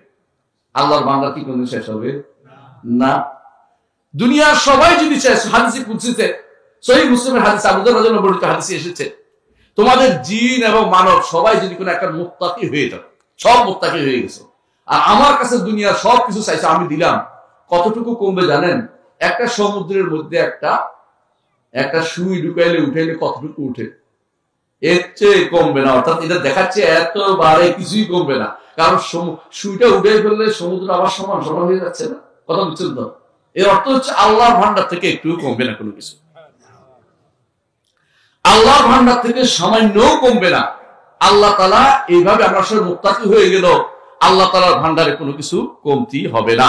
শুধু আল্লাহ তাআলার কাছেই শুধুমাত্র চাইতে হবে। কিন্তু দুনিয়ার মানুষ তো দিলে কমে যায়, ভান্ডার শেষ হয়ে যায়, পুড়িয়ে যায়। এই জন্য তারা মনে করে যে তারে আর কত দিব। কিন্তু আল্লাহ তো এরকম না। আল্লাহ কি বলছেন? আল্লাহ রাসূল সাল্লাল্লাহু আলাইহি ওয়াসাল্লাম বলেছেন, মাল্লা বিয়াসআলি আদাব আলাইহি, যে কেউ আল্লাহর কাছে না চাইলে আল্লাহ রাগ করেন, চাইলে আল্লাহ খুশি হয়, চাইলে আল্লাহ খুশি হয়। প্রতি রাত্রিতে তিনি নিকটতম আসমানে নেমে আসেন, আবার বলেন না যে আরশ খালি হয়ে যায়, না, আরশ থাকার পর তিনি নেমে আসেন। কিভাবে নেমে আসেন ধরুন আমরা জানি না, এটাই ইমানদার বিশ্বাস করতে হবে। এটা সালাফি আকীদা। নেমে আসে কি বলতে থাকেন? হাল মিন মুস্তাগফিরিন ফাগফির আলা, এমন কেউ কি আছো আমার কাছে ক্ষমা চাইবে, আমি তাকে ক্ষমা করে দিব। আল্লাহু আকবার। শেষ রাত্রি ভাই, এটা হচ্ছে আনন্দের জায়গা। এক অভিজ্ঞতা থেকে আপনারা দেখেন, যারা এই শেষ রাত্রিতে আল্লাহর ইবাদত করে তারা কিন্তু মানসিকভাবে প্রশান্তি থাকে, দেখবেন। কারণ আল্লাহ তাআলার রহমত তখন আল্লাহর পক্ষ থেকে আসে, আল্লাহ তাআলার মাগফিরাত আসে, ক্ষমা আসে। তিনি নিকটতম আসমানে নেমে এসে বলতে থাকেন, এমন কেউ কিছু আছে যে আমার কাছে চাইবে, আমি তাকে দিব।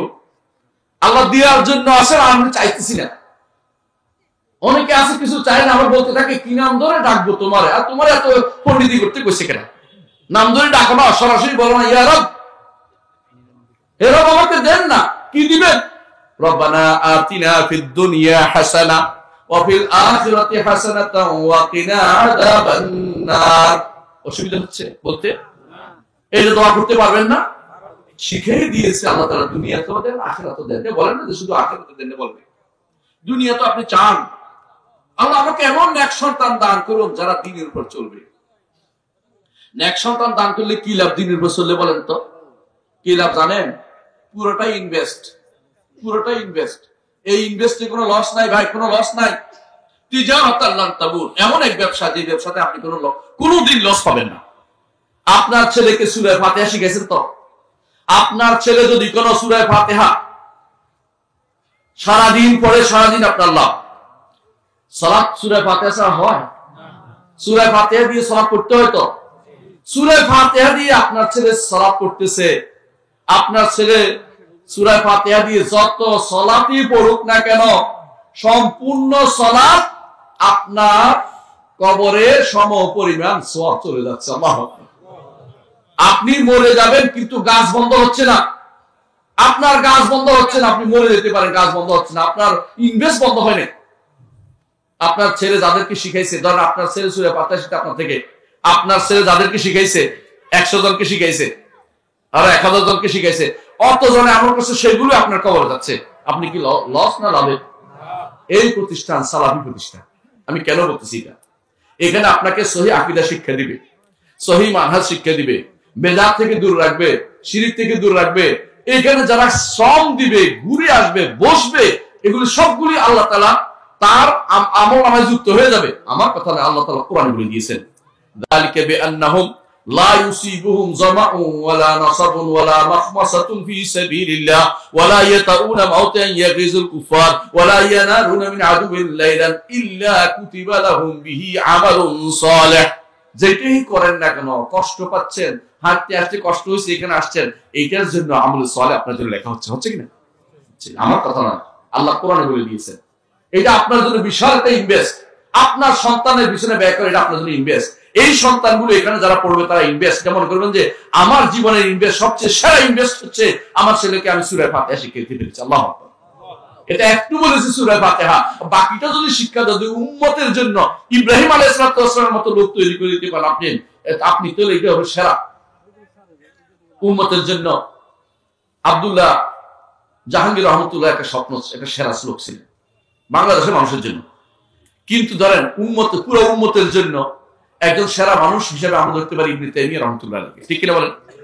ইবনুল কাইয়িমকে ধরতে পারেন, শেখ হোসেন মোহাম্মদ বিন আব্দুল ওয়াহাব রহমতুল্লাহ আলাইহিকে, শেখ বিন বাজ রহমতুল্লাহ আলাইহিকে, মোহাম্মদ বিন সালেহ আল উসাইমিনকে, এদেরকে আপনি এখনো জীবিত আছে, সালেহ আল ফাওজান হাফেজাহুল্লাহকে, এদেরকে উম্মতের জন্য শ্রেষ্ঠ ব্যক্তি। এদের পিতা মাতা যে কত বোকা হয়েছে আপনি কি চিন্তা করতে পারছেন? হাসরের দিন হাফেজকে যেমন সম্মানিত করা হবে মাথায় টুপি দিয়ে, এটা হাদিস, হাদিস। হাফেজকে, হাফেজের বাপকে না, বাপ মাকে করা হবে কাপড় দেওয়া হবে, হাদিসে আছে। এত সুন্দর কাপড় দিবে, সবাই দেখবে যে এত সুন্দর কাপড় কোথায় পেয়েছো, এরকম জিজ্ঞাসা করবে তাকে। এটা সহিহ হাদিস, সেগুলো আলবানী হাদিসটাকে সহিহ করেছেন। এর অর্থ হচ্ছে আপনার সন্তানকে আপনি সম্মানিত হয়েছেন, ঠিক কিনা বলেন? আপনার সন্তানকে আপনি সম্মানিত হয়েছেন। এই জন্য একজন আমাকে বলেছিল, আমার উস্তাদের মধ্যে একজন, যে একটা হাদিস আছে রাসূলুল্লাহ সাল্লাল্লাহু আলাইহি ওয়াসাল্লাম বলেছেন, কেউ যদি আমার প্রতি দুরূদ পাঠ করে তাহলে কেউ ফেরেশতা এসে বলতে অমুকের পুত্র অমুক আপনার প্রতি দুরূদ পাঠ করেছে। হাদিস আছে না? আছে। তাহলে দেখেন, অমুকের পুত্র অমুক বলার কারণে আপনিও কিন্তু সম্মানিত হয়ে গেছেন, বাবাও সম্মানিত হয়ে গেছে, অটোমেটিকলি বাবার নামটা চলে আসছে। কত যে লাভবান হয়েছেন আপনি বুঝেন? ওই ব্যক্তির চেয়ে আপনি লাভবান যে ব্যক্তি সারাটা জীবন ব্যয় করেছে অন্যায়ের মধ্যে, সন্তানকে পড়াইছে এমন এক জায়গাতে যেখানে সে আল্লাহর দ্বীন সম্পর্কে জানতে পারেনি, শরীয়ত সম্পর্কে জানতে পারেনি, কিন্তু সে বড় বড় চাকরি পেয়েছে, বিশাল কোনো পদ নিয়েছে, দেশের কোনো অমুক এসি ডিসি বুসি হয়েছে, কিন্তু এগুলি কোনো তার আখিরাতের একটু কাজে লাগবে না। যদি হারাম খেয়ে থাকে, হারামের মাধ্যম হওয়ার কারণে আপনার উপর বিপদ আসবে। যদি হারাম রেখে গিয়ে থাকে, হারাম কি রেখে জানেন? বিশাল একটা বাক্স ঘরের ভিতরে রেখে গেছেন, আপনি মনে করছেন আপনি চলে গেছেন, অসুবিধা নেই, না, অসুবিধা আছে। হারাম বাক্সের ভিতরে যত মানুষ হারাম চিত্র দেখতে থাকবে, তত মানুষের সমপরিমাণ গুনাহ আপনার কবরে যোগ হতে থাকবে। হ্যাঁ, আব্দুল্লাহ জাহাঙ্গীর রহমতুল্লাহ আলাইহি বলতেন, গুনাহে জারিয়া, গুনাহে জারিয়া। আমি একবার নিয়োগ দিতে গেছিলাম ইসলাম বিশ্ববিদ্যালয়, তখন আমাদের হাতে ছিল মাদ্রাসাগুলো। নিয়োগ দিতে গেছি, নিয়োগ দিতে আমার পছন্দ হচ্ছে না, একটাও পছন্দ হয়নি, কারণ কিছুই পারে না। তা আমি বললাম যে নিয়োগ দেব না, কিন্তু আমারও তো বাধ্য করা হচ্ছে। কেমন জানেন? বলতে পারতেছে না যে নিয়োগ দিতে হবে, বলতেছে আপনারা মাদ্রাসা ভালোবাসেন, মাদ্রাসার ক্ষতি হয়ে যাবে, আপনার হুজুর হইয়া মাদ্রাসার ক্ষতি করতেছেন কেন? মানে ডিসি সাহেব আমার যেন মেরে ফেলবে। আমি করো নাকি, ডিসি এত কেন? আমি নিয়োগ দিব না, আমি বুঝি এটা কেন দিব না, কারণ সে কিছু পারে না। এই নিয়োগ দিলে তো আমাদের ছাত্রদের ভুল পড়াবে, আমি নিয়োগ দিব কেন? এটা নিয়ে আমি নিয়োগ দিব না, চলে যাবো। তখন আমি স্যারকে ফোন দিলাম, আব্দুল্লাহ জাহাঙ্গীর স্যার, এই যে নিয়োগে আসছে, একটাও পারে না, নিয়োগ দিতে হবে বলতেছে। স্যার গুনাহে জারিয়া, গুনাহে জারিয়া। বুঝছেন কথাটা? মানে স্যার গুনাহে জারিয়া, যদি আপনি নিয়োগ দিয়ে আসেন গুনাহে জারিয়া হবে, কারণ আপনার এটার কারণে 36 বছর, তাই না? চাকরি করে 36 বছর, 36 বছর বুঝলাম আর কি, তখন 36 বছর ছিল মনে হয়। তো আপনি এই যে তারে দিলেন, 36 বছর যদি চাকরি করে, 36 বছর আপনি গুনাহে জারিয়া করবেন। আল্লাহ, আমি আর কোনোদিন নিয়োগে যাবো না। সেদিন থেকে আমি আর নিয়োগ যাবো বন্ধ করেছি, আমি আর নিয়োগ যাবো না। যাও তোমরা টাকা খাওয়া দেবো, কারণ নিয়োগে গেলে ইউনিভার্সিটি আমার কিছু পয়সা দিত, এটা লাভ, এটা কিছু না, যে দাও আসার ভাড়াটা দিত। অথচ দেখেন মাদ্রাসার কাজ করতে গিয়েও বিপদে আছি আমি, বুঝছেন তো? কিন্তু আপনি যদি পিওর ইসলামের কোন প্রতিষ্ঠান আপনি দেখতে চান, এই সালাফি মাদ্রাসাগুলো হচ্ছে পিওর ইসলামিক প্রতিষ্ঠান। এগুলিতে আপনি যদি সন্তান পড়াতে চান, আপনার সন্তান পরে কি হবে পরের বড় কথা, আপনার সন্তানকে ঈমান আপনি শিক্ষা দেন, আমলে সালেহ শিক্ষা দেন, এগুলি আপনার জন্য কাজে লাগবে। এখন তো অনেকেই বলেন সারা দুনিয়া সবাই তো ঈমান আমলের ওয়াজ করে না? কিন্তু প্রিয় ভাইরা, যখন আমি এখন বলতে থাকি ঈমান আমলের কথা, অনেকের কাছে দেখবেন যে ঈমান আমল আসলে খুব ভালো অবস্থায় নেই। ঈমান অর্থ আমাদের সমাজে বেশিরভাগ মনে করে ঈমান অর্থ কি? বিশ্বাস, ঠিক না? বিশ্বাস করুন, বিশ্বাস করুন তো ঈমান অর্থ বিশ্বাস নয়, বিশ্বাস করুন।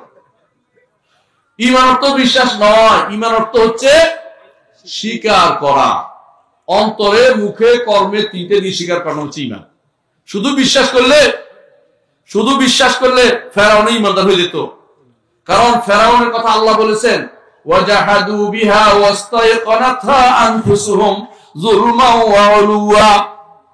তারা অস্বীকার করছে মুখে, অন্তরে তাদের ঈমান ছিল। আল্লাহ বলছে ইয়াকিন ছিল, দৃঢ় বিশ্বাস ছিল যে মুসা হকের উপর আছে। কিন্তু ইমানদার হচ্ছে এবার ইমানদার হয় নাই, কারণ এই অন্তরেরটা মুখে স্বীকৃতি দেয় নাই এবং অঙ্গপথ আমলটাকে উল্টাটা করেছে। বুঝলেন কিনা? আমাদের সমাজে এমন বহু মানুষ পাবেন যাদেরকে যদি কোনো ইমানের কথা বলি, বলে আমার ইমান ঠিক আছে, জীবনেও সালাত আদায় করে না, আল্লাহর বিধানের কথা বলে না, শরীয়ত পালন করতেও মানে না। আল্লাহ তাআলা আমাদের জন্য দুটো জিনিস দিয়েছেন, একটা কি শরীয়ত দিয়েছেন না? শরীয়ত দিয়েছে, আর একটা আকীদা দিয়েছেন। আকীদা অর্থ কি? আকীদা অর্থ বিশ্বাস, কিন্তু ঈমান অর্থ বিশ্বাস না। কথা মানুষ বুঝেন? আকীদা অর্থ কি? বিশ্বাস। আর ঈমান, আকীদা হচ্ছে ঈমানের বিশ্বাস সাইডটা শুধু বলা হচ্ছে। বুঝলেন কিনা কথাটা? অর্থাৎ যেগুলো আপনাকে বিশ্বাস স্থাপন করে কর্মে আনতে হবে, মুখে স্বীকৃতি দিতে হবে, সেগুলো হচ্ছে ঈমান। শুধু বিশ্বাসে রেখে দিলে ঈমানদার হতে পারবে না কোনো ব্যক্তি।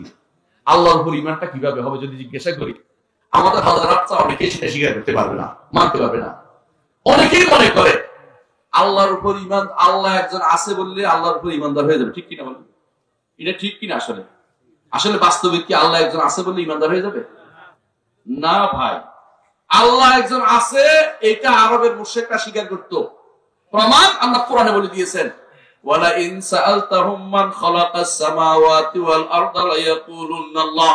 যদি আপনি তাদেরকে জিজ্ঞাসা করেন আসমান জমিন কে সৃষ্টি করেছে, তারা অবশ্যই বলবে আল্লাহ সৃষ্টি করেছে। তাহলে ঈমানদার হলো না কেন? রাসূল কার জন্য যুদ্ধ করলেন? তারা সবাই এটা স্বীকার করত। তাদের স্রষ্টা একজন আল্লাহ, এটা সবাই স্বীকার করত। সমস্যা কোথায় ছিল জানেন? একমাত্র আল্লাহর ইবাদত করত না। আর একটা সমস্যা তাদের ছিল না, আপনার আছে। সেটা কি জানেন? তারা আল্লাহর নাম গুণ সব স্বীকার করত, কিন্তু আপনি আল্লাহর নাম গুণ স্বীকার করেন না। নাউযুবিল্লাহ। আমাদের আশেপাশে এমন বহু মাদ্রাসা আছে, বিশাল বিশাল প্রতিষ্ঠান, হাজার হাজার ছাত্র, কিন্তু অনেকেই কোরআনে কারীম সম্পর্কে তাদের আকীদাটা শুনতে না জানেন। কোরআনে কারীম কি মনে করে জানেন? আমাদের কাছে যে কোরআন আছে এই কোরআন নাকি আল্লাহর বাণী না। নাউযুবিল্লাহ।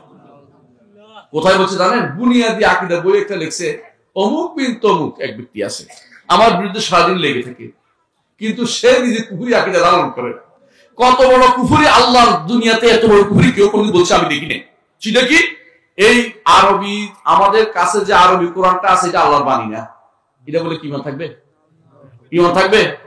ইমাম আহমদ ইবনে হাম্বলের সময় তিনি 3 খলিফা তাকে মেরেছে, 3 খলিফা তাকে পিটিয়েছে এই কথার কারণে।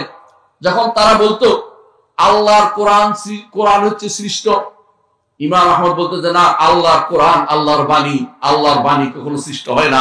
স্রষ্টার গুণ কেমনে সৃষ্টি হয়? স্রষ্টার গুণ, তিনি এটা আল্লাহর বাণী, আল্লাহর অন্যান্য গুণের মতোই, এটাকে সৃষ্ট বলা যাবে না। এই কথা বলতো। কিন্তু 3 খলিফা তাকে পিটিয়েছে। কে কে? খলিফা মামুন, খলিফা মুতাসির, খলিফা ওয়াসিক। 3 খলিফা তাকে পিটাইছে। সর্বশেষ খলিফা ওয়াসিক একদিন নিয়ে আসে বলতেছে, আহমদ ইবনে হাম্বল, আপনার প্রতি আমার খুব দয়া হয়, কান্না হয়, খুব কান্না আসে। আপনি কেন এত মায়ের সহ্য করতেছেন? আপনি একটা কথা বললেই তো হয় যে আপনি যা বলছেন তা ঠিক আছে, আমার কথাটা মেনে নিলেই তো হয়। ইমাম আহমদ ইবনে হাম্বল কি বললেন? মেনে নিছেন না? কি বলেছেন? আমিরুল মুমিনিন হাতিনি দলিলাম মিনাল কিতাব ওয়াস সুন্নাহ। আমিরুল মুমিনিন, কোরআন সুন্নাহ থেকে একটা দলিল দেন না, আমি আপনার কথাটা মেনে নেব। বলতেছে যুক্তি কি কোথায় যাবে? বলে যুক্তি তো কোরআনের পরে, হাদিসের পরে। আপনার যুক্তিটা রাখুন আপনার কাছে, আপনি কোরআন হাদিস দলিল দেন। তখন তিনি বলেন যুক্তি আমিও দিচ্ছি, তুমি শোনো। আমিরুল মুমিনিন শুনেন, এই যে আপনি যে কথাটা বলতেছেন কোরআন সৃষ্ট বলতেছেন, কোরআন আল্লাহর বাণীটা আল্লাহর বাণী না, আল্লাহর গুণ না বলতেছেন, আল্লাহর গুণ এটা না বলতেছেন, আপনি তাহলে বলেন এই জিনিসটা রাসূল জানতো কি জানতো না? সুন্দর কথা, বুঝছেন এই কথাটা? জবাব কি বলতেছে? তখন বলতেছে রাসূল জানতো। তো রাসূল জানতো বলেন নাই, তাহলে আপনি বলছেন রাসূল গোপন করছে? কয় না না না, এটা না তো। কি রাসূল জানতো না? রাসূল জানতো না, আমার জানার দরকারটা কি? বুঝছেন কত কিভাবে আটকাই দিছে? বলছে তাকে পিটাও, 100টা বেত্রাঘাত লেগে গেছে। কারণ কেন? হেরে গেছে তো। সাধারণত শাসকরা হেরে গেলে তাদের কাছে কি থাকে? একটাই অস্ত্র, কি? পিটাও। শাসকরা কোন ওদের কাছে আর কিছু অস্ত্র না, একমাত্র অস্ত্র হেরে গেলে পিটাও। পিটাইতে পিটাইতে তার হাত লম্বা করে বলছে, অসুস্থ হয়ে বাসায় পৌঁছে দিছে। রাতের বেলা তার মধ্যে ভাবান্তর আসছে। কার? খলিফা ওয়াসিকের। রাতের বেলায় সারা রাত ধরে তিনি চিৎকার করে বলছেন, আহমদ ইবনে হাম্বল কি বললো এটা? আহমদ ইবনে হাম্বল কি বললো? কোরআন হাদিস দিয়ে দলিল দিতে পারি না, যুক্তিতে তার কাছে হেরে যায়, আমি কেন এটা মানবো, আমি কেন এটা করবো? সকালবেলা বলেছি।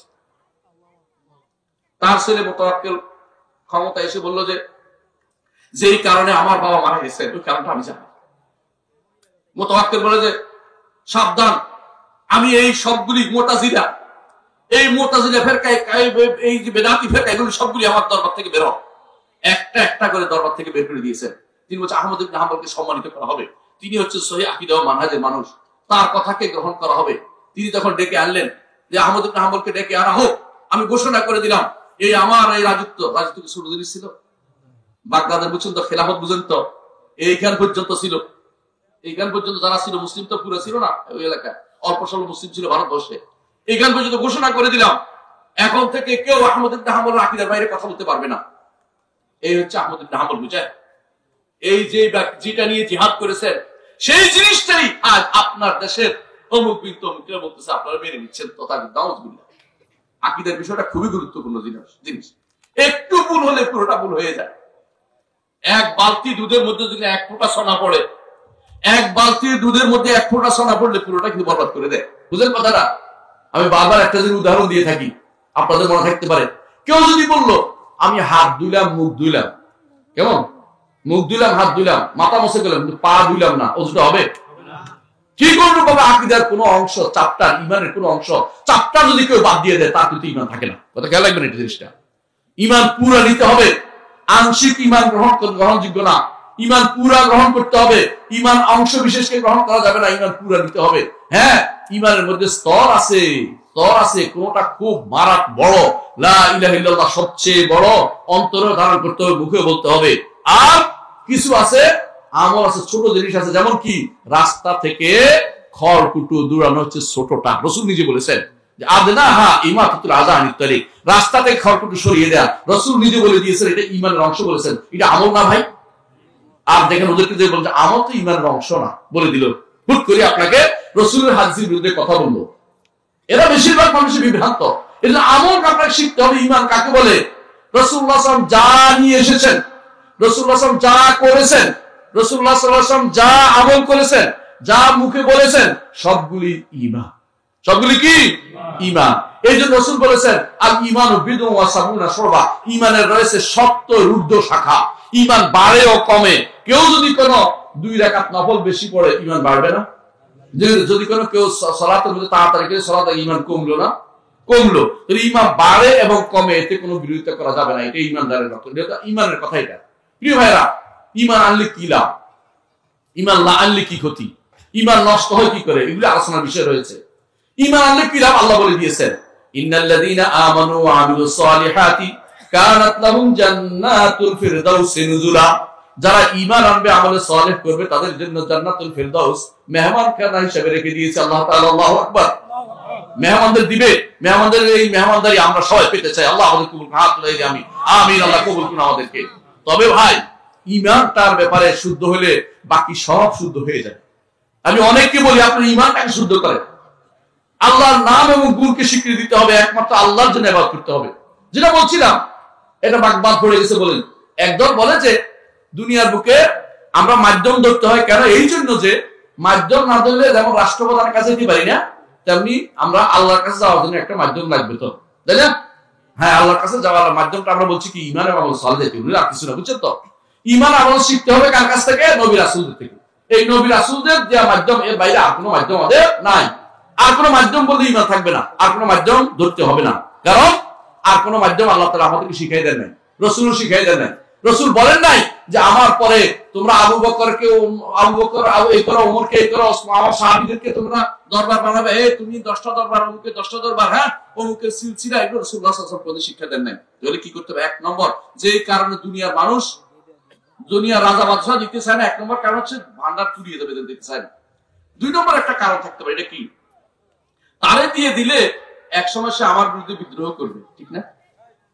ঠিক কিনা? অনেকে মনে করে এটা দিতে দিতে দিতে দিতে এমন হলে আমি যদি কোনো, হ্যাঁ, এরা যদি কোনো বড় করে তুলে শেষে আমার বিরুদ্ধে না আবার দাঁড়িয়ে বসে, আল্লাহর কি এমন কোনো ভয় আছে নাকি? নাউযুবিল্লাহ। কথা বুঝেন না কথাটা? তাহলে তারা আল্লাহ দিতে অসুবিধা কোথায়? আল্লাহ দিবে, এটা করেন না, আল্লাহ তাআলা যে মাধ্যম, আল্লাহ তাআলা লাগে না। আরেকটা জিনিস থাকতে পারে, কি বলেন তো? তাকে যদি একটা যদি তার সম্পর্কে জানে না, রাজা বাদশাহ অনেকে ভালো রাজা বাদশাহ আছে না অনেকে, হ্যাঁ রাজা বাদশাহ বললাম, দেশের কথা বললাম না, উপদেশটা বললাম না, কারণ আপনারা বললেন যে আমাদের লোকদের বলছে, খারাপ বলছে এই জন্য। তো রাজা বাদশাহরা অনেক সময় আপনার সম্পর্কে জানে না, এরকম থাকতে পারে না, থাকতে পারে, এই জন্য দেখতেছে না। কিন্তু আল্লাহ কি আপনার সম্পর্কে জানেন না এরকম? না, নাউজুবিল্লাহ। বললাম না, আপনার মুখ থেকে বেরোতে দেরি, আল্লাহ তাআলা সেটা শুনতে দেরি নাই। এমনকি আপনার অন্তরে আছে সেটা আল্লাহ তাআলা জানেন, জানেন কিনা? আল্লাহ তাআলা বলছেন ওয়া ইন তাজহার বিল কাওলি ফা ইন্নাহু ইয়ালামু সিররা ওয়া আখফা। আপনি যদি কোনো শব্দ করেই পড়েন, এটাতে তো বেশি কিছু হবে তা নয়।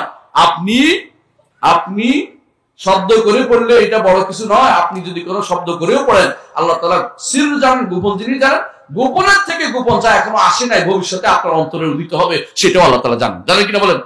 জানেন। তাহলে আল্লাহ তাআলা সবই জানেন। সুতরাং আপনি কেন ভয় পাচ্ছেন যে আল্লাহর কাছে চাইলে মাধ্যম লাগতে হবে, এটা কেন বুঝছেন? আপনি সরাসরি আল্লাহর কাছে চাইতে পারেন না কেন? মুহাম্মদ রাসূলুল্লাহ সাল্লাল্লাহু আলাইহি ওয়াসাল্লাম সারা জীবন দোয়া করেছেন, দোয়া করেন নাই?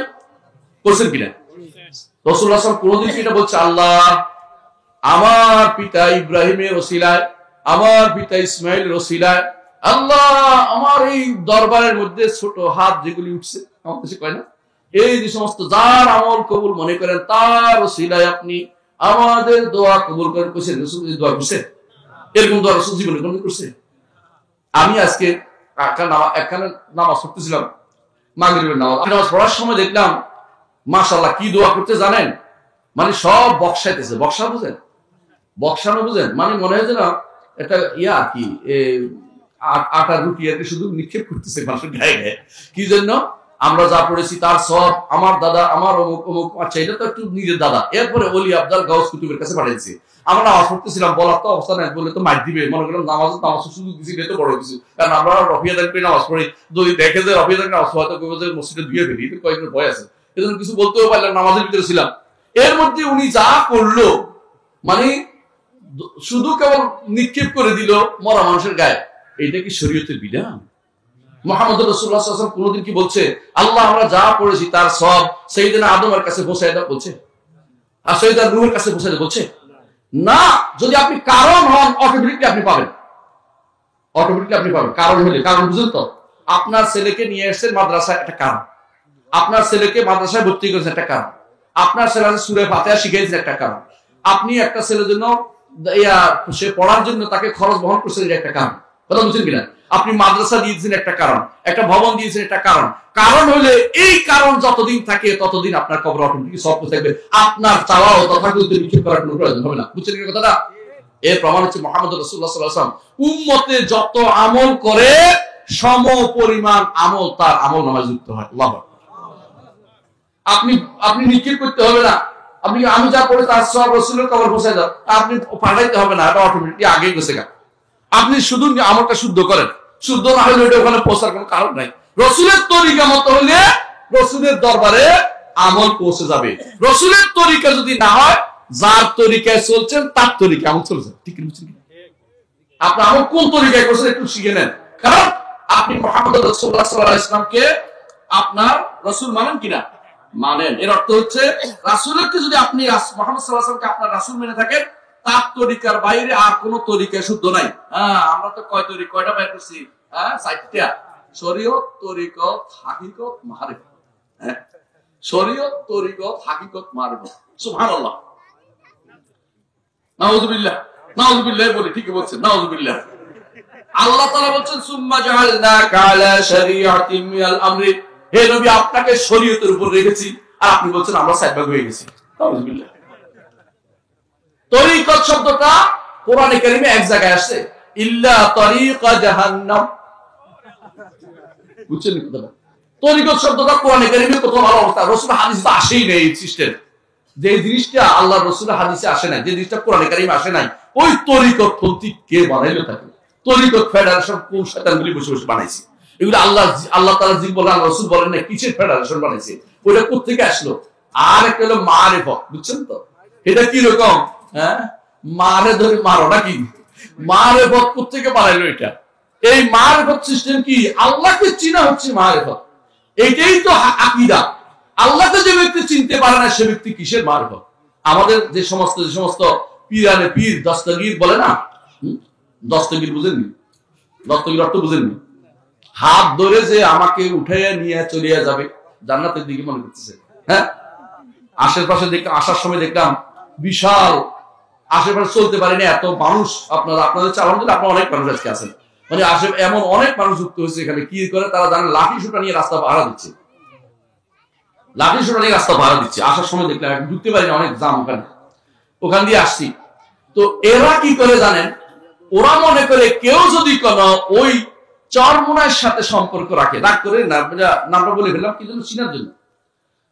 বলছে হাসর একজন, তিনি স্বপ্ন দেখছে, আমি ওয়াজে শুনতেছি, আমি কিন্তু তাদের কাছে যাইনি, ওয়াজে ওনাদের ওয়াজ করতেছে, ওনারা নিজেরা ওয়াজ করতেছে দরবারের লোকে। যে তিনি বলছেন যে আমি স্বপ্নে দেখলাম কিয়ামত কায়েম হয়ে গেছে, বুঝছেন তো, হাসরের মাঠ। তো হাসরের মাঠে তিনি দেখছেন যে হাসরের মাঠে একটা লম্বা লাইন হচ্ছে। বলে কিসের লাইন? বলে এটা হলো যারা চরমোনাইকে ভালোবাসে ওদের লাইন। বলে আচ্ছা, আমি তো চরমোনাই মুরিদদের লাইন, আমি তো মুরিদ দিতে পারি, আপনি ভালোবাসেন কিনা? হ্যাঁ ভালোবাসি। আপনিও লাইনে দাঁড়ান। মানে এটা হাসি তামাশা পাইছে দিনকে। হাসরের মাঠে লাইন হবে এটা, এই লাইন কে শিক্ষা দিচ্ছে? হাসরের মাঠে হুজুরের কোনো খবর থাকবে? প্রত্যেকটি মানুষ কি বলবে? নফসি নফসি। হাদিসে আসছে শব্দটা, সহিহ হাদিস বিশ্বকোষে দেখবেন হাদিসটা নফসি নফসি আসছে। আমার নফস, আমার কি হবে, আমার কি হবে চিন্তা থাকবে। ওই ব্যক্তির কোনো চিন্তা থাকবে না, কোন মুরিদের কোনো চিন্তা থাকবে না, কোন দরবারে কোনো কিছু পার করতে পারবে না। যারা দরবার খুলে বসেছেন মনে করছেন পার করে দিবেন আপনার মুরিদদেরকে, আপনি হয় মানুষকে ধোকাবাজ বানাচ্ছেন, যে আপনি নিজে ধোকাবাজ, ধোকা দিচ্ছেন, ধোকাবাজ আপনি বড় ধরনের ধোকাবাজ, আপনি ভেত্তাবাজ, আপনি ইমান নিয়ে চিনি মেরে খেলছেন। এই দরবারের লোকগুলি ইমান নিয়ে চিনি মেরে খেলে। মনে রাখবেন সেদিন আল্লাহ তাআলা কি করবে আল্লাহ বলে দিয়েছেন, ইয়াওমা নাতুমিস সামাআ কাতাইয়িস সিজিল্লি লিল কুতুব কামা বাদানা আউওয়ালা খালকিন নুঈদু ওয়াদান আলাইনা ইন্না কুন্না ফাইলিন। ওয়াদান আলাইনা, আল্লাহ ওয়াদা করছে আমি করব। এটা কি করব? ইয়াওমা নাতুমিস সামাআ কাতাইয়িস সিজিল্লি লিল কুতুব, যেভাবে কাগজ একটার উপর একটা রাখে সমস্ত আসমানকে আমি সেদিন আমি ভাঁজ করে রাখবো। আল্লাহু আকবার। আল্লাহ আসমানগুলোকে ভাঁজ করে রাখবে। প্রিয় ভাই, আসমান কত বড় কি আপনি জানেন? জমিন কত বড় তো আপনি জানেন, তাই না? জানছেন তো? জমিন তো দেখতে পাই আমরা, এখন জমিন তো আমরা দেখতে পাচ্ছি। আকাশে উঠলে জমিনটাকে অনেক ছবি তোলে না, জমিনের ছবি তুলছি আমরা একটা, কিন্তু আসমান কিন্তু কেউ দেখেনি। দুইজন মানুষ দেখছে, একজন যাইয়া এখনো আসে না, আরেকজন যাইয়া ফিরে আসছে, ঠিক কিনা? একজনকে ঈসা আলাইহিস সালাম তিনি গেছেন কিন্তু এখনো আসেন নাই, আসলে জিজ্ঞাসা করতে হবে ভাই আসমান কেমন, তাই না? আরেকজন হচ্ছে মুহাম্মদ রাসূলুল্লাহ সাল্লাল্লাহু আলাইহি ওয়াসাল্লাম, তিনি গেছেন 7 আসমান ভেদ করে, তারপর গেছেন আরশের কাছে, আল্লাহর সাথে কথা বলেছেন। আল্লাহ কোথায়? তাহলে এদেরকে জিজ্ঞাসা, যারা বলে আল্লাহ আরশে মানে না, তাদেরকে যখন রাসূল ওখানে গেলেন কেন, তারা বলে ওখানেও আছে, নিচেও আছে। আসে তামাশা পাইছেন দিনকে, দিন কি পাগলে পাইছে? নিজের মন মতো করে দিন মানবে? রাসূলুল্লাহ সাল্লাল্লাহু আলাইহি ওয়াসাল্লাম বিদায় হজের মাঠে সমস্ত সাহাবীদেরকে একত্র যখন হয়েছে, তখন তিনি কি বললেন? আল্লাহুম্মা হাল বাল্লাগতু, আল্লাহুম্মা হাল বাল্লাগতু, আল্লাহুম্মা হাল বাল্লাগতু। আল্লাহ, আমি কি আমার বাণী প্রচার করতে পেরেছি, প্রচার করেছি? সাহাবায়ে কেরাম বললেন যে নাম, অবশ্যই আপনি প্রচার করেছেন।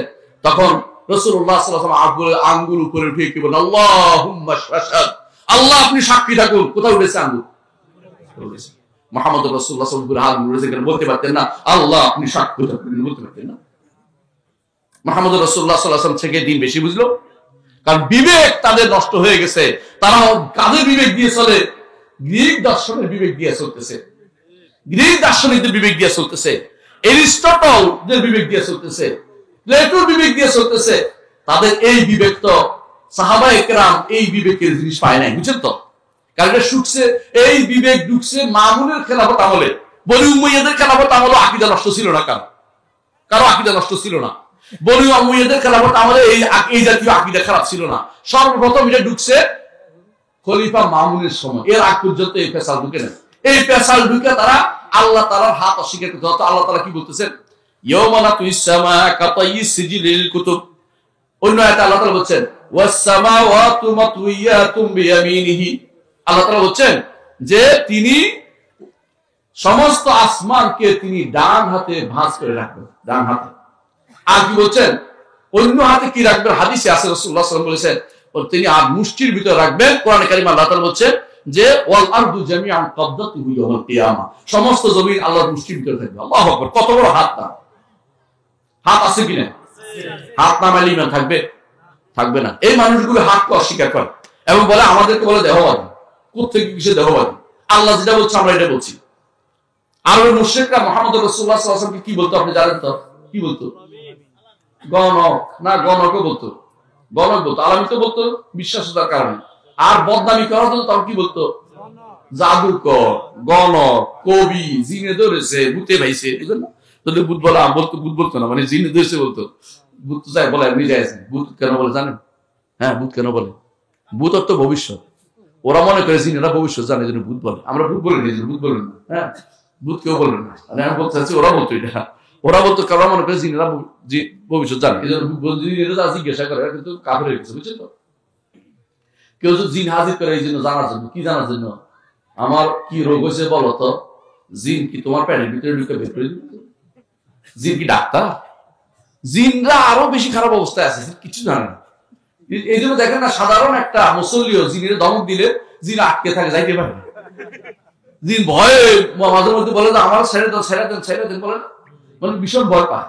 জিনেরা সবচেয়ে মানে দুর্বল, অথচ আমরা যখন ভয় পাই তাদেরকে যখন মনে করি উন্নিশ করতে আরম্ভ করি, তারা তখন আরো বেশি উপরে উঠে যায়। আল্লাহ তাআলা কোরআনে কারীমে উল্লেখ করেছেন, কি বলেছেন?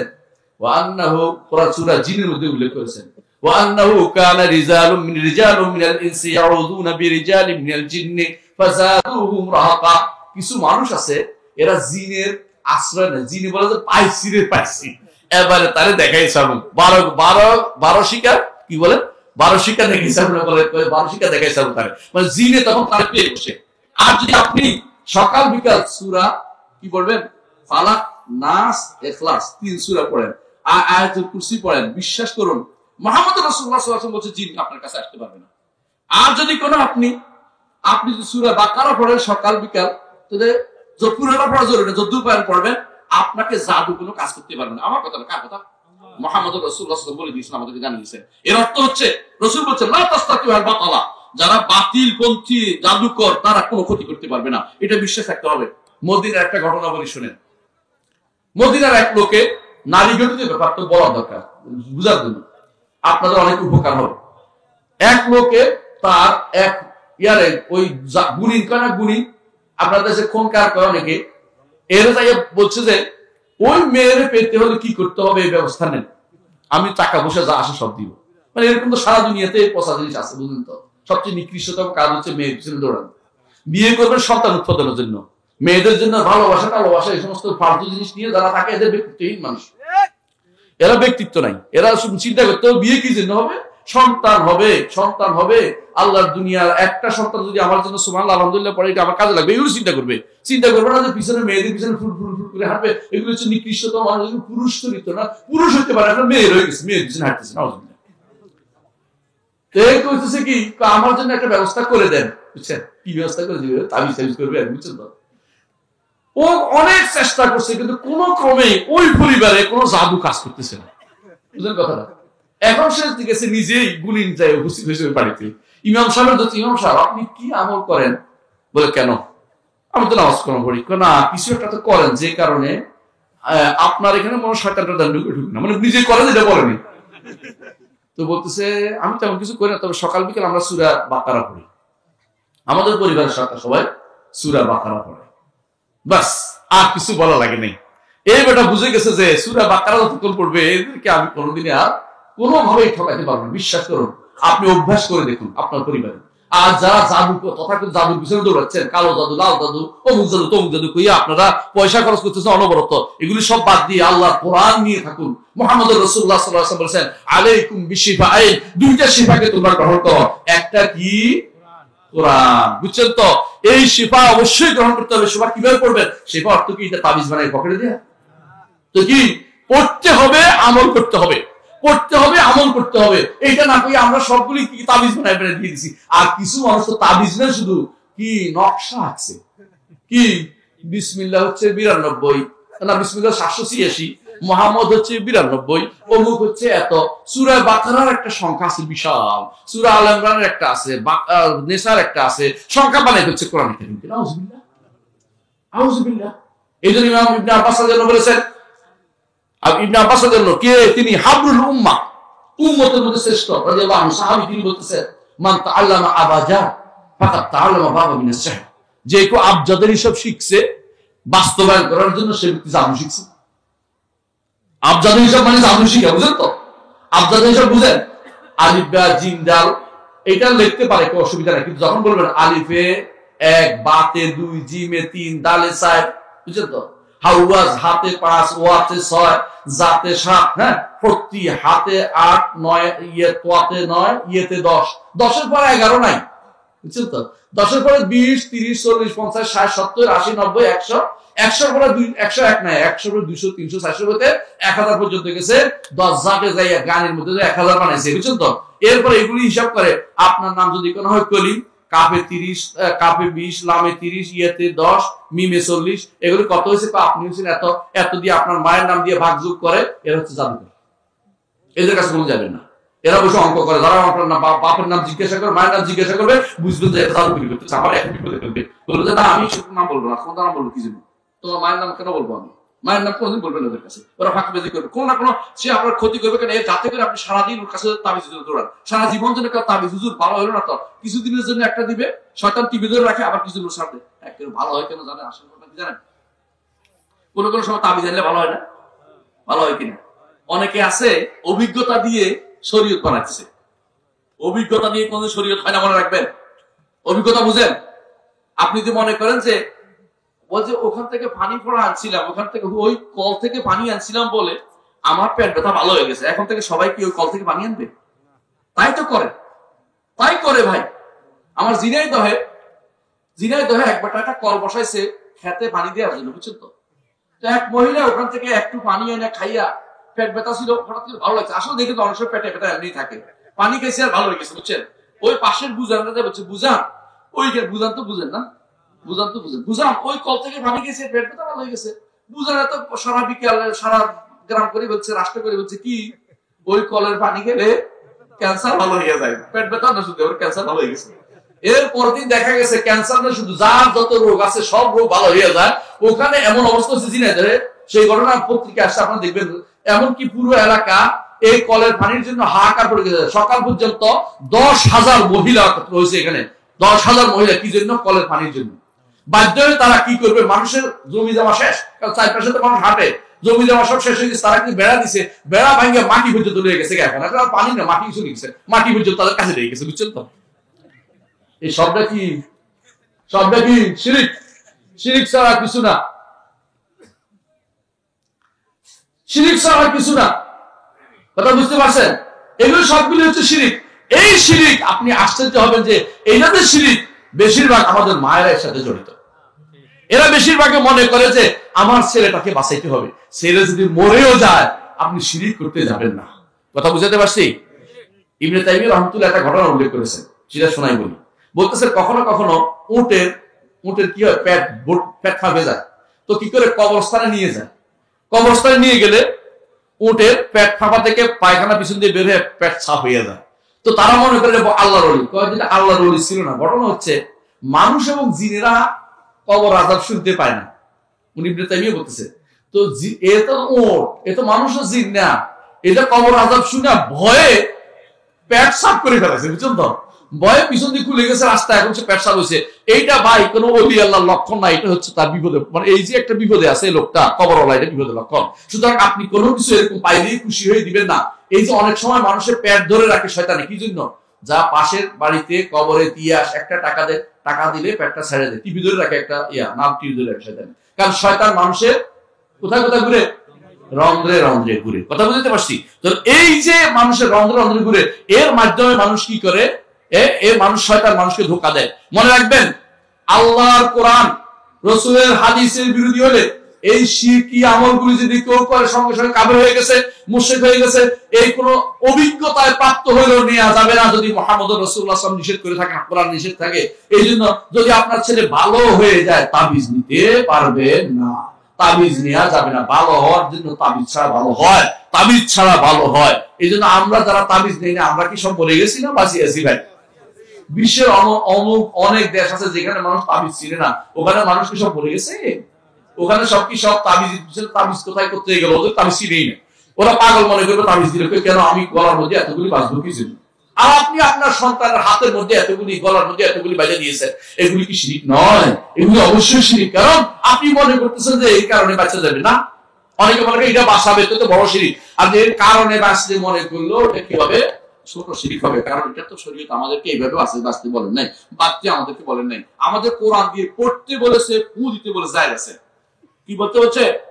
কোরআন পড়তে এবং কোরআন দিয়ে ফু দিতে, অথবা কোরআন দিয়ে ফু দিয়ে পানি খাইতে, অথবা পানি গোসল করতে, এটা জায়েজ আছে। কিন্তু আপনি অথবা অন্য কিছু, তো আপনি কালো জিরাতেও দিতে পারেন, অথবা তেলের মধ্যে ফু দিয়ে গায়ে লাগাতে পারেন, কোনো সমস্যা নেই এটাতে। কিন্তু তাবিজ কিতাবে লেখা, ওইটা আয়না অঙ্ক লেখা, বিভিন্ন রকমের ভাগ করে আয়না লেখা যখন লাগাবেন, এটা আপনার জন্য শিরকি কাজ, কোনো সন্দেহ নেই। বুঝতে পারছেন কথাটা? কারণ এটা কোরআন নয়, এটা আপনি এখন বানাইছেন তাবিজ। তাবিজ নিয়ে মানুষের মধ্যে একটা শয়তানি আছে কিছু আলেমদের মধ্যে, যারা তাবিজ দেয়। তারা কি চিন্তা করে জানেন? রাসূল তো তাবিজ করতেন। আসলে রাসূল কি করতেন জানেন? আউযু বিকালিমাতিল্লাহি তাম্মাতি মিন শাররি মা খালাক বলতেন। আউযু বিকালিমাতিল্লাহি তাম্মাতি মিন কুল্লি আইনিন লাম্মা মিন কুল্লি শাইতানিন হামা বলতেন। অর্থাৎ রাসূল যে ইস্তিআযা করতেন, আল্লাহর কাছে আশ্রয় চাইতেন মুখ দিয়া, এইটাকে তারা তাবিজ মনে করে সালাকি করতেছে। ওরা যেটা এটা তাবিজ না, ওটা তামিমা, ওইটা হচ্ছে মাদুলি। ওরা মাদুলিকে তাবিজ নাম দিয়া হালাল করার চেষ্টা করতেছে। আল্লাহ কি কিছু বুঝেন না? ওরা কি মনে করে আল্লাহকে তারা গোপন, আল্লাহর কাছে গোপন রাখবে? আলা ইয়ালামু মান খালাকা ওয়া হুয়াল লাতীফুল খাবীর। তিনি আপনাকে সৃষ্টি করেছেন, তিনি কি জানবেন না? তিনি তো সূক্ষ্মদর্শী, তিনি সবকিছুর খবর রাখেন। প্রিয় ভাইরা, আমি আমার রাত অনেক লম্বা করে ফেলবো না আপনাদের জন্য, শুধু একটুকু আমি বলতে চাচ্ছি, লম্বা করবো না। আমরা আল্লাহ তাআলার উপর ঈমান পূর্ণ করতে হবে। ঈমান কি তা জানতে হবে। একটা বই আছে আমার, আমি চাই আপনারা কিনে নেন কষ্ট করে। আমি কোনো টাকা পাই না, তারপর বুঝার জন্য বলছি। এটা মাশায়েখুল হারামাইন মক্কা মদিনা আলেমরা লিখেছেন, আমি এবং আমার ভাই ডক্টর মঞ্জুর ইলাহি অনুবাদ করেছি। বইটার নাম হচ্ছে উসুলুল ঈমান। উসুল ঈমান, আমাদের নাম দেখে নেবেন, কারণ অন্য নামও থাকতে পারে এই বই মানে অন্য কারো এই বই থাকতে পারে না।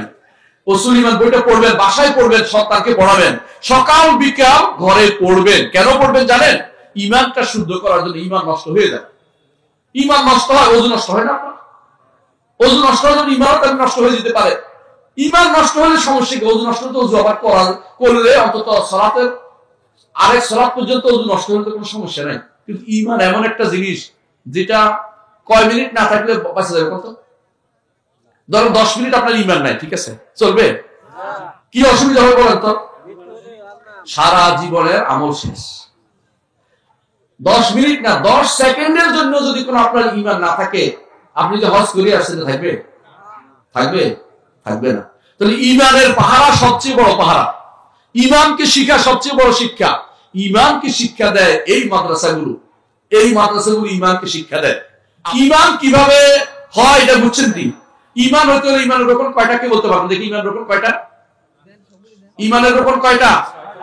7টা না 6টা? 6টা। আলহামদুলিল্লাহ আমরা ঠিক আছি। কিছু কিছু মানুষ আছে ঈমান রকম বলবে কয়টা কথা জানেন? 7টা। আসলে একটাকে দুইবার বলছে, নিজের খবর নাই। বহু আলেম আছে বই লিখে ফেলছে, দেখুন বহু আলেম, একটা দুটো নয়, তথাকথিত আমরা বই লিখছি ঈমানের রকম দিচ্ছে 7টা। ঈমানের রকম কোনোদিনই 7টা নয়, ঈমানের রকম হচ্ছে 6টা। এটা মুহাম্মদুর রাসূলুল্লাহ সাল্লাল্লাহু আলাইহি ওয়াসাল্লাম বলেছেন। এমন কি মুহাম্মদ রাসূল আল্লাহ রাসূলুল্লাহ সাল্লাল্লাহু আলাইহি ওয়াসাল্লাম বলে দিয়েছেন, এটা হাদিস জিবরিলের মধ্যে বলছেন, আনতুমিনা বিল্লাহি ওয়া মালাইকাতিহি ওয়া কুতুবিহি ওয়া রুসুলিহি ওয়াল ইয়াউমিল আখির ওয়াল কদরি খাইরিহি ওয়া শাররিহি। এটুকু পর্যন্ত মুহাম্মদ রাসূলুল্লাহ সাল্লাল্লাহু আলাইহি ওয়াসাল্লাম বলেছেন। কয়টা বলেছেন? 6টা। আরেক হাদিসে আসছে যেখানে ওয়াল ইয়াউমিল আখির না, সেখানে আসছে ওয়াল বাসিল আখির। শব্দ একটু পরিবর্তন হয়েছে, এটাকে তারা 7 নম্বর বানায় দিয়েছে। এটা বুঝেই নাই যে এটা হলো আগের তারই আরেক নাম। বুঝছেন কিনা? পুনরুত্থান যেটা, এটা তো কিয়ামত রে ভাই, আখিরাত। এখন এটাকে 2 নাম পাইয়া 7টা বানায় দিয়েছে। এখন খুঁজে আর পায় না ওটা শাখা কি, এটা কোথায় গেল? কারণ হচ্ছে এটা ভুল করছে। ঈমানের রকম কয়টা? 6টা। ঈমানের রকম 6টা। এর মধ্যে ধরেন একটা মানুষ সব মানলো, আল্লাহকে মানলো, ফেরেশতাকে মানলো। আল্লাহকে মানলো কিভাবে মানতে হবে বলছি না? 3টা জিনিস কি? একমাত্র আল্লাহকে রব মানতে হবে, আল্লাহর নাম ও গুণে স্বীকৃতি দিতে হবে, যাবতীয় কর্ম যা কিছু আমার আপনার সব কিছু কে সৃষ্টি করেছেন? আল্লাহ। আমাকে যত কিছু দেন কে দেন? আল্লাহ। জগতের সবকিছু কার? আল্লাহ। এই মালিকেরা শিখে দিতে হবে, আল্লাহ তাকে রব মানা। 2 নম্বর হচ্ছে আল্লাহর নাম এবং গুণকে স্বীকৃতি হবে। সব নাম সব গুণ মানি, যেখানে কোরআন হাদিস সব মানি, কোন রকমের ধরন নির্ধারণ করি না। কেউ যদি বলে যে এটা বললে তো এটা হয়ে যাবে, বলে তুমি আসল ভাব, তুমি হচ্ছে ফিতনাবাজ, তুমি হচ্ছে আল্লাহর দ্বীনের বিরুদ্ধে আসছো, তুমি কোরআন এবং সুন্নাহর বিরুদ্ধে কথা বলছো, এইটা বললে ওইটা হয় না, আল্লাহ যা বলছে তা অবশ্যই মেনে নিতে হবে, আল্লাহর কথার বাইরে কারো কথা চলতে পারে না, এটা ইমানদারের কথায় সবসময় রাখতে হবে। 3 নম্বর কাজ, একমাত্র আল্লাহর ইবাদত করতে হবে। ইবাদত কি জিনিস ভাই? শুধু সেজদা না, অন্তর কার সাথে সম্পৃক্ত দেখতে হবে। অন্তরটা আল্লাহর সাথে সম্পৃক্ত করতে হবে। ভালোবাসবেন কাকে? এক বড় ভালোবাসা আল্লাহকে। আল্লাহর জন্য ভালোবাসা যেটা, এটা কোনো সুবিধা নাই। আল্লাহর সামন্তরালে ভালোবাসাটা শিরক হবে। দুইটা দিন বুঝেন কিনা? বুঝেন কিনা? আল্লাহর জন্য ভালোবাসা বুঝেন কিনা? আপনি আমাকে ভালোবাসেন কিনা? কি জন্য ভালোবাসেন? আল্লাহর জন্য। বুঝছেন তো? কারণ আমি আপনাকে হেদায়েতের কথা বলতে পারবো, আপনি মনে করছেন এই জন্য আমাকে ভালোবাসেন, বুঝলেন? কিন্তু আপনি যদি কোনো টাকা পয়সাকে এত বেশি ভালোবাসেন যে আল্লাহ যা বলুক না বলুক আমি কিন্তু টাকাটা আমার দরকার, এখন কি হইলো? কাকে বেশি ভালোবাসছেন? টাকাটাকে বেশি ভালোবাসছেন। বুঝছেন তো? এই ভালোবাসার কারণে আপনার আল্লাহর সাথে আপনার কি হয়েছে? সামন্তটা আসার কারণে শরীক হয়ে গেছে, শিরিক হয়ে গেছে। এই জন্য রাসূল বলেছেন তায়েসা আব্দুদ দিনার, তায়েসা আব্দুদ দিরহাম, তায়েসা আব্দুল খাবিলা, তায়েসা আব্দুল খাবিসা। রাসূলুল্লাহ সাল্লাল্লাহু আলাইহি ওয়াসাল্লাম বলেছেন ধ্বংস হোক দিনারের দাস, ধ্বংস হোক দিরহামের দাস। এর অর্থ হচ্ছে কেউ কেউ টাকার পূজা করে, কেউ কেউ চাকরির পূজা করে, কেউ কেউ চাকরি নয় শুধু ফুটবলের পূজা করে, কেউ কেউ ক্রিকেটের পূজা করে, কেউ কেউ ওই যে সারাদিন লুডু আছে না, লুডুর পূজা করে। এখন নতুন পূজা হচ্ছে কেউ কেউ মোবাইলের পূজা করে। নাউযুবিল্লাহ। অর্থাৎ তার কাছে আল্লাহ আল্লাহ রাসূলের বাণীর কোনো মূল্য নাই। তার কাছে সবচেয়ে বড় জিনিস হচ্ছে একটা মোবাইল, এটাকে পাইলে চুমু দিচ্ছে, এটাকে পাইলে এটা সবচেয়ে তার আল্লাহর দ্বীন ধ্বংস হয়ে যাক তার কিছু যায় আসে না, কিন্তু মোবাইলটা তার রক্ষা করতে হবে। আল্লাহর দ্বীন হারাম জিনিস দেখতেছে সারা রাত ধরে, সে কি দেখতেছে? পর্নোগ্রাফি দেখতে, দেখে না? পর্নোগ্রাফি দেখি না। প্রথমে গুনাহ থাকে, মনে রাখবেন। অনেকে বলতে গুনাহের পুকুরি পাচ্ছে না, প্রথমে গুনাহ থাকে।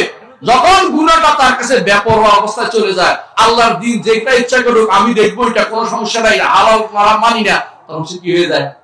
কাফের হয়ে যায়। বুঝে আসছে কথাটা? তাহলে কাফের হওয়ার জন্য বড় ধরনের কিছু আল্লাহর সামান্য আপনার অন্তরের নিয়ত মানুষ কাফের ইবাদত ওইটা তো হয়ে যাচ্ছে, যার সাথে অন্তর লেগে আছে সেটা ইবাদতে পরিণত হয়ে যাচ্ছে।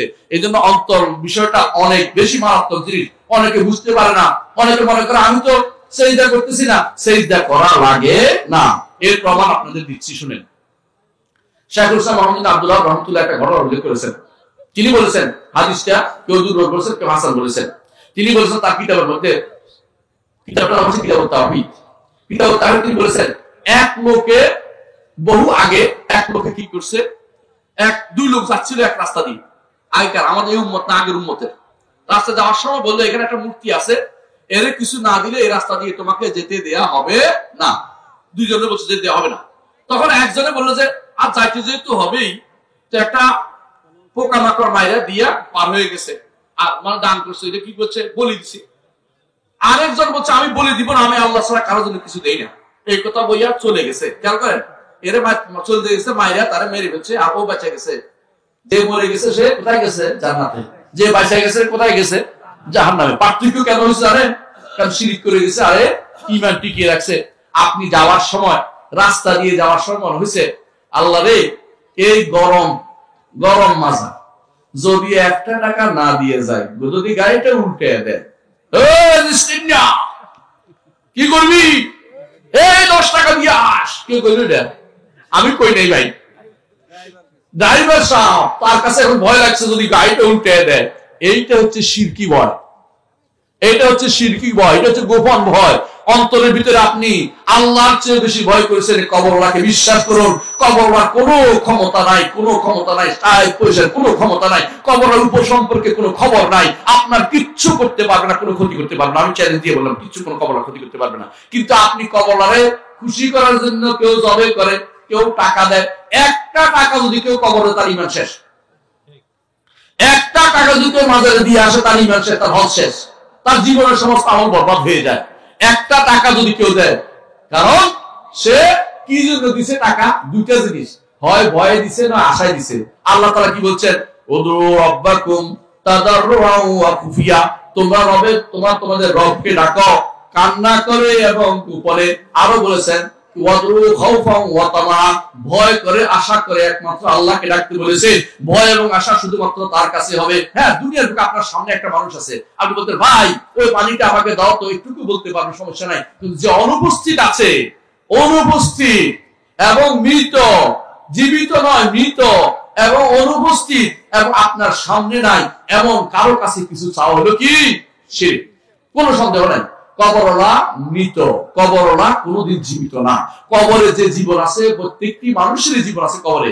কাফেরও কবরে একটা জীবন আছে, এটা আখিরাতের জীবন। অনেকে কবর জীবন পেয়ে খুশি হয়ে গেছে, তাই তো? কবর জীবনে খুশি হওয়ার কিছু নাই, হয় মায়ের নয় শান্তি দিনের একটা আছে, বুঝছেন তো? যদি কবরের জীবনে কেউ ইমানদার হয়, সে জান্নাতের সাথে সম্পর্ক তৈরি হয়ে গেছে। আপনার ওই পচা মুখ, পচা জিনিস নিয়ে টেনশন করতেছে না, আপনার কোনো উপকার সে করবে না, ঘোড়ার ডিম কিছু করবে না। আর যে ব্যক্তি কষ্টে আছে, সে তো মহা বিপদে আছে, বুঝেন তো? রাসূলুল্লাহ সাল্লাল্লাহু আলাইহি ওয়াসাল্লাম হাদিস শুনে বলবো, ইনশাআল্লাহ শেষ করব। রাসূলুল্লাহ সাল্লাল্লাহু আলাইহি ওয়াসাল্লাম বলেছেন, কবরে যখন প্রশ্নের উত্তর দিতে পারবেন, প্রশ্ন উত্তর দিতে পারবেন তো না? ইনশাআল্লাহ। কি প্রশ্ন উত্তর? ইনশাআল্লাহ আল্লাহর কাছে দোয়া করতে হবে। কি দোয়া করতে হবে? আল্লাহ আমাদের কবর প্রশ্ন উত্তর দেওয়ার তৌফিক দান করুন, ঠিক না? এটার জন্য কি লাগবে? ঈমান, আমল সালাহ। না প্রশ্ন দিতে পারবেন না, শুধু মুখস্থ করে হবে। একটা ক্যাসেট বাজায় দিলাম, ওখানে উপর থেকে বলে দিলাম। আমি আমার এলাকাতে এক বেটারে পাইছি, কবরের মাথার কাছে বসে বসে বলতেছে, দেখলাম, বাপরে বাবা, আপনি তো দুনিয়ার বুকে আল্লাহকে রব মানতেন, রাসূলকে রাসূল মানতেন, এবং আপনি তো ইসলামকে দ্বীন মানতেন। আপনি একটু মনে করাই দিলাম, আপনি একটু মনে করেন। কোথায় বলতে জানেন? কবরের ওই ওনার মাথার কাছে বসে বসে বলতেছে। তো হাসি পায় না এগুলি, বলেন তো? মানে মনে করতেছে, মনে করে দিচ্ছে। এর নাম দিচ্ছে তালকিন। বেদাতীরা তালকিন করে, বেরলভীদের দেখবেন, বেরেলভীরা দেখবেন তালকিন করে। দেখা দেখি এখন দেওবন্দিরা শুরু করে দিছে তালকিন নাকি জায়েজ। তালকিনের বই লিখে বলছে তালকিনের উপরে। কি করবে? মনে করাই দিচ্ছে, মনে করাই দিচ্ছে। আল্লাহ মনে করাই জিনিসটা আল্লাহর কাছে দোয়া করার জিনিস। কি বলবেন? রাসূল বলেছেন, সাল্লাল্লাহু আলাইহি তাসবিহ ইস্তাগফিরু লিআখিকুম, তোমার ভাইয়ের জন্য দোয়া করো আল্লাহর কাছে, তার জন্য। সাহাবে আল্লাহ যেন প্রশ্ন উত্তর দিতে পারে, তৌফিক আল্লাহর কাছে চাও। ওরে মনে করাই যে বিষয় না, ওরে মনে করাইতে পারবে না। আরো মনে করার বিষয়টা আরো মারাত্মক। আপনাদের আশেপাশে এক জায়গা আছে, তিনি মুরিদ করেছে, বলছে, মুরিদের বলে দিছে কি, তোর যখন জিজ্ঞাসা করবে, তোর কি বলবি? আল্লাহ বলবি। আমি তো শুনছি, আমি শুনি, মানে পাগল কাকে বলে? তার বিবেক শূন্য পাগল। তুই কি এইভাবে বলার, এটা বলার কি শিখিয়ে দিছিস? এটা তুই পাগল, তোর মুরিদ আর পাগল।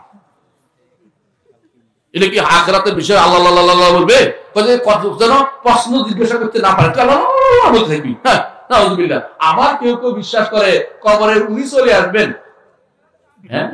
কবরে উনি চলে আসবেন। আমি চট্টগ্রামের লোকদেরকে দেখছি এটা শিখিয়ে দেয় যে গাউসুল আজম, তাদের তো গাউসুল আজমের অভাব নাই, কোনাকানি মেয়েরা বহুত গাউসুল আজম যুগ হয়েছে। অথচ গাউসুল আজম কাকে বলতে হয়? আল্লাহ ছাড়া কেউ গাউসুল আজম হয় না, আল্লাহ ছাড়া কেউ গাউস হয় না। গাউসুল আজম তো দূরের কথা, গাউস কেউ আল্লাহ ছাড়া হয় না। আল্লাহ শুধুমাত্র গাউস, একমাত্র গাউস কে? আল্লাহ। আর কেউ যার উপস্থিত নাই, এমন কেউ উদ্ধার করতে পারে না। মৃত মানুষ কোন কাউকে উদ্ধার করতে পারে না। তারা গাউসুল আজম করছে কাকে? ওদের ওই মাইজ বাগদান, বুঝছেন তো? আরেকটা আছে তাদের, আরেকটা মাইজ বাগদান, আরেকটা আছে কি, আরেক পিসা আছে হোক্কা খাইতো। আমি দেখছি নিজে ওরে হোক্কা খাইতো। এই ব্যক্তি এখন পিসা গাউসুল আজম হয়ে গেছে। গাউসুল আজম হয়ে গেছে। আচ্ছা, মানে নাউজুবিল্লাহ, নিজের উদ্ধার করার ক্ষমতা নেই, আরেকজন উদ্ধার করতে বসে গেছে। নাউজুবিল্লাহ। এই মানুষগুলো, বেদাতীগুলো কি করে? মনে করে কি জানেন? কবরে আপনাকে দেয়া মাত্র, যেহেতু আপনি অমুক হুজুরের মুরিদ, সঙ্গে সঙ্গে কবরে হুজুর চলে আসবে, হুজুর প্রশ্ন উত্তর দিবে। আরো মনে করে যদি কোনো কাদেরিয়া তরিকার হয় তো প্রশ্ন উত্তর নাই, কারণ আব্দুল কাদের জিলানী বলে গেছে, আমার যারা মুরিদ তাদেরকে কেউ কোনোদিন প্রশ্ন করবে না, মানে প্রশ্ন মাফ করে দিচ্ছে। নাউযুবিল্লাহ। আদের মধ্যে কেউ দেবো, তাদের মধ্যে এরকমও আছে, কেউ বলছে প্রশ্ন কিসের, মরা পর্যন্ত সঙ্গে সঙ্গে যান না, মানে ফ্রি দিচ্ছে। আল্লাহ জিনিস তারা দিয়ে দিচ্ছে, মানে ফ্রি পেয়ে গেছে। এত সস্তা জিনিস। রাসূলুল্লাহ সাল্লাল্লাহু আলাইহি ওয়াসাল্লাম বলেছেন, আলা সিলাতুল্লাহি গালিয়া, জেনে রাখো আল্লাহর পণ্য অত্যন্ত দামি। আলা সিলাতুল্লাহিল জান্নাহ, জেনে রাখো আল্লাহর পণ্য অত্যন্ত, আল্লাহর পণ্য হচ্ছে জান্নাত। আল্লাহ তাআলা জান্নাত দিবেন বলে দুনিয়ার বুকে আপনাকে ঈমান এবং আমল সালেহ করে আপনাকে কষ্ট করে যেতে হবে, আর মৃত্যু কষ্ট করতে হবে। ওয়াবুদ রাব্বাকা হাত্তা ইয়াতিয়াকাল ইয়াকিন, মৃত্যু আসা পর্যন্ত আপনাকে ইবাদতে লেগে থাকতে হবে। এইজন্য আমাকে জিজ্ঞাসা করা হয়েছে যে একজন মানুষ কখন বলবে যে আলহামদুলিল্লাহ আর কোনো ভয় নাই? তিনি কি বলছেন মনে আছে? তিনি বলছেন ওই সময় বলবে যখন জান্নাতে পা রাখবে, এর আগ পর্যন্ত কেউ নিরাপদ বলতে পারে না, এর আগ পর্যন্ত কেউ বলতে পারবে না যে আমি নিরাপদ হয়ে গেছি, এটা বলার কোনো ক্ষমতা কারো নাই। বুঝতে পারছেন তো? এই জন্য প্রিয় ভাইরা, ঈমান ও আমল সালেহ পর্যন্ত দয়া করে ঈমান আমল সালেহ টিকিয়ে রাখবেন। আর শিরিক কেমনে হয় এটা থেকে বাঁচার চেষ্টা করবেন। আমার একটা গ্রন্থ আছে, দয়া করে পড়বেন, সব আলোচনা করে পারবো না। একটা গ্রন্থ আছে আকীদার 4টি মৌলিক পরিভাষা। বইয়ের নাম কি? আকীদার 4টি মৌলিক পরিভাষা। আকীদার 4টি মৌলিক ভাষা, একটা হচ্ছে তাওহীদ, আরেকটা হচ্ছে শিরিক, আরেকটা সুন্নাহ, আরেকটা হচ্ছে বিদআত। এই 4টির উপরে আমি 4টা লেকচার দিয়েছি। কোথায়? কুয়েতে। ওরা এগুলিকে ছাপানোর ব্যবস্থা করেছে, এগুলো ছাপাইছে আলহামদুলিল্লাহ এক ভাই। তো এই যেহেতু ওই ভাইয়ের অর্থায়নে ছাপাইছে, আলহামদুলিল্লাহ পরবর্তীতে ওনারা ছাপাইছে, আলহামদুলিল্লাহ এই বইটা আপনারা পড়বেন। অন্তত ঈমানটা রক্ষা করার জন্য যা দরকার, কোন কারণে ঈমান চলে যায় এটা জানা দরকার। কারণ ঈমান এক ক্ষণিকের জন্য গেলেও এটা আপনার জন্য সারা জীবনের পুঁজি শেষ হয়ে গেল। এত কষ্ট করে হজ করেছেন, চলাফেরা করেছেন, যদি ঈমানটা 1 মিনিটে চলে যায়, আগের পুঁজি কিন্তু বরবাদ হয়ে গেছে। নতুন করে করার তো আর সময় নেই। ওয়ালাহু যুররিয়াতুন দুআফা, সূরা বাকারা পড়ছেন না? আপনার সন্তান দুর্বল, অর্থাৎ আমলগুলি খুবই দুর্বল, অল্প কয়টা আমল নিয়ে যাচ্ছেন, এগুলি যদি কোনো নষ্ট হয়ে যায় কেমন হবে চিন্তা করেন তো। আখিরাতের বিশাল বৈতরণী, আখিরাতের যে কাজ, জান্নাতের যে বিনিময়, এটা কি আপনি পয়সা দিয়ে কিনতে পারবেন? পারবেন না। অল্প কিছু আমল করছেন, শেষ জীবনে আসে এটা নষ্ট করে দিলেন, এরপরে কি করবেন? কি পাবেন? আখিরাতে কি পাবেন? এই জন্য ভাই, যে কোনো মূল্যে কুফর এবং শিরিক যেন না হয়, দয়া করে এটা খেয়াল করবেন। আমি কুফর শিরিক আলোচনা করতে গেলে আজকে রাত শেষ হয়ে যাবে, এটা আলোচনা করতে পারবো না। আরেকদিন ইনশাআল্লাহ এটা আলোচনা করবো, অথবা আমার দার্স আছে, আলোচনা আছে, এগুলো ইনশাআল্লাহ ইউটিউব থেকে শুনে নেবেন। আল্লাহ আমাদের তৌফিক দান করুন। সব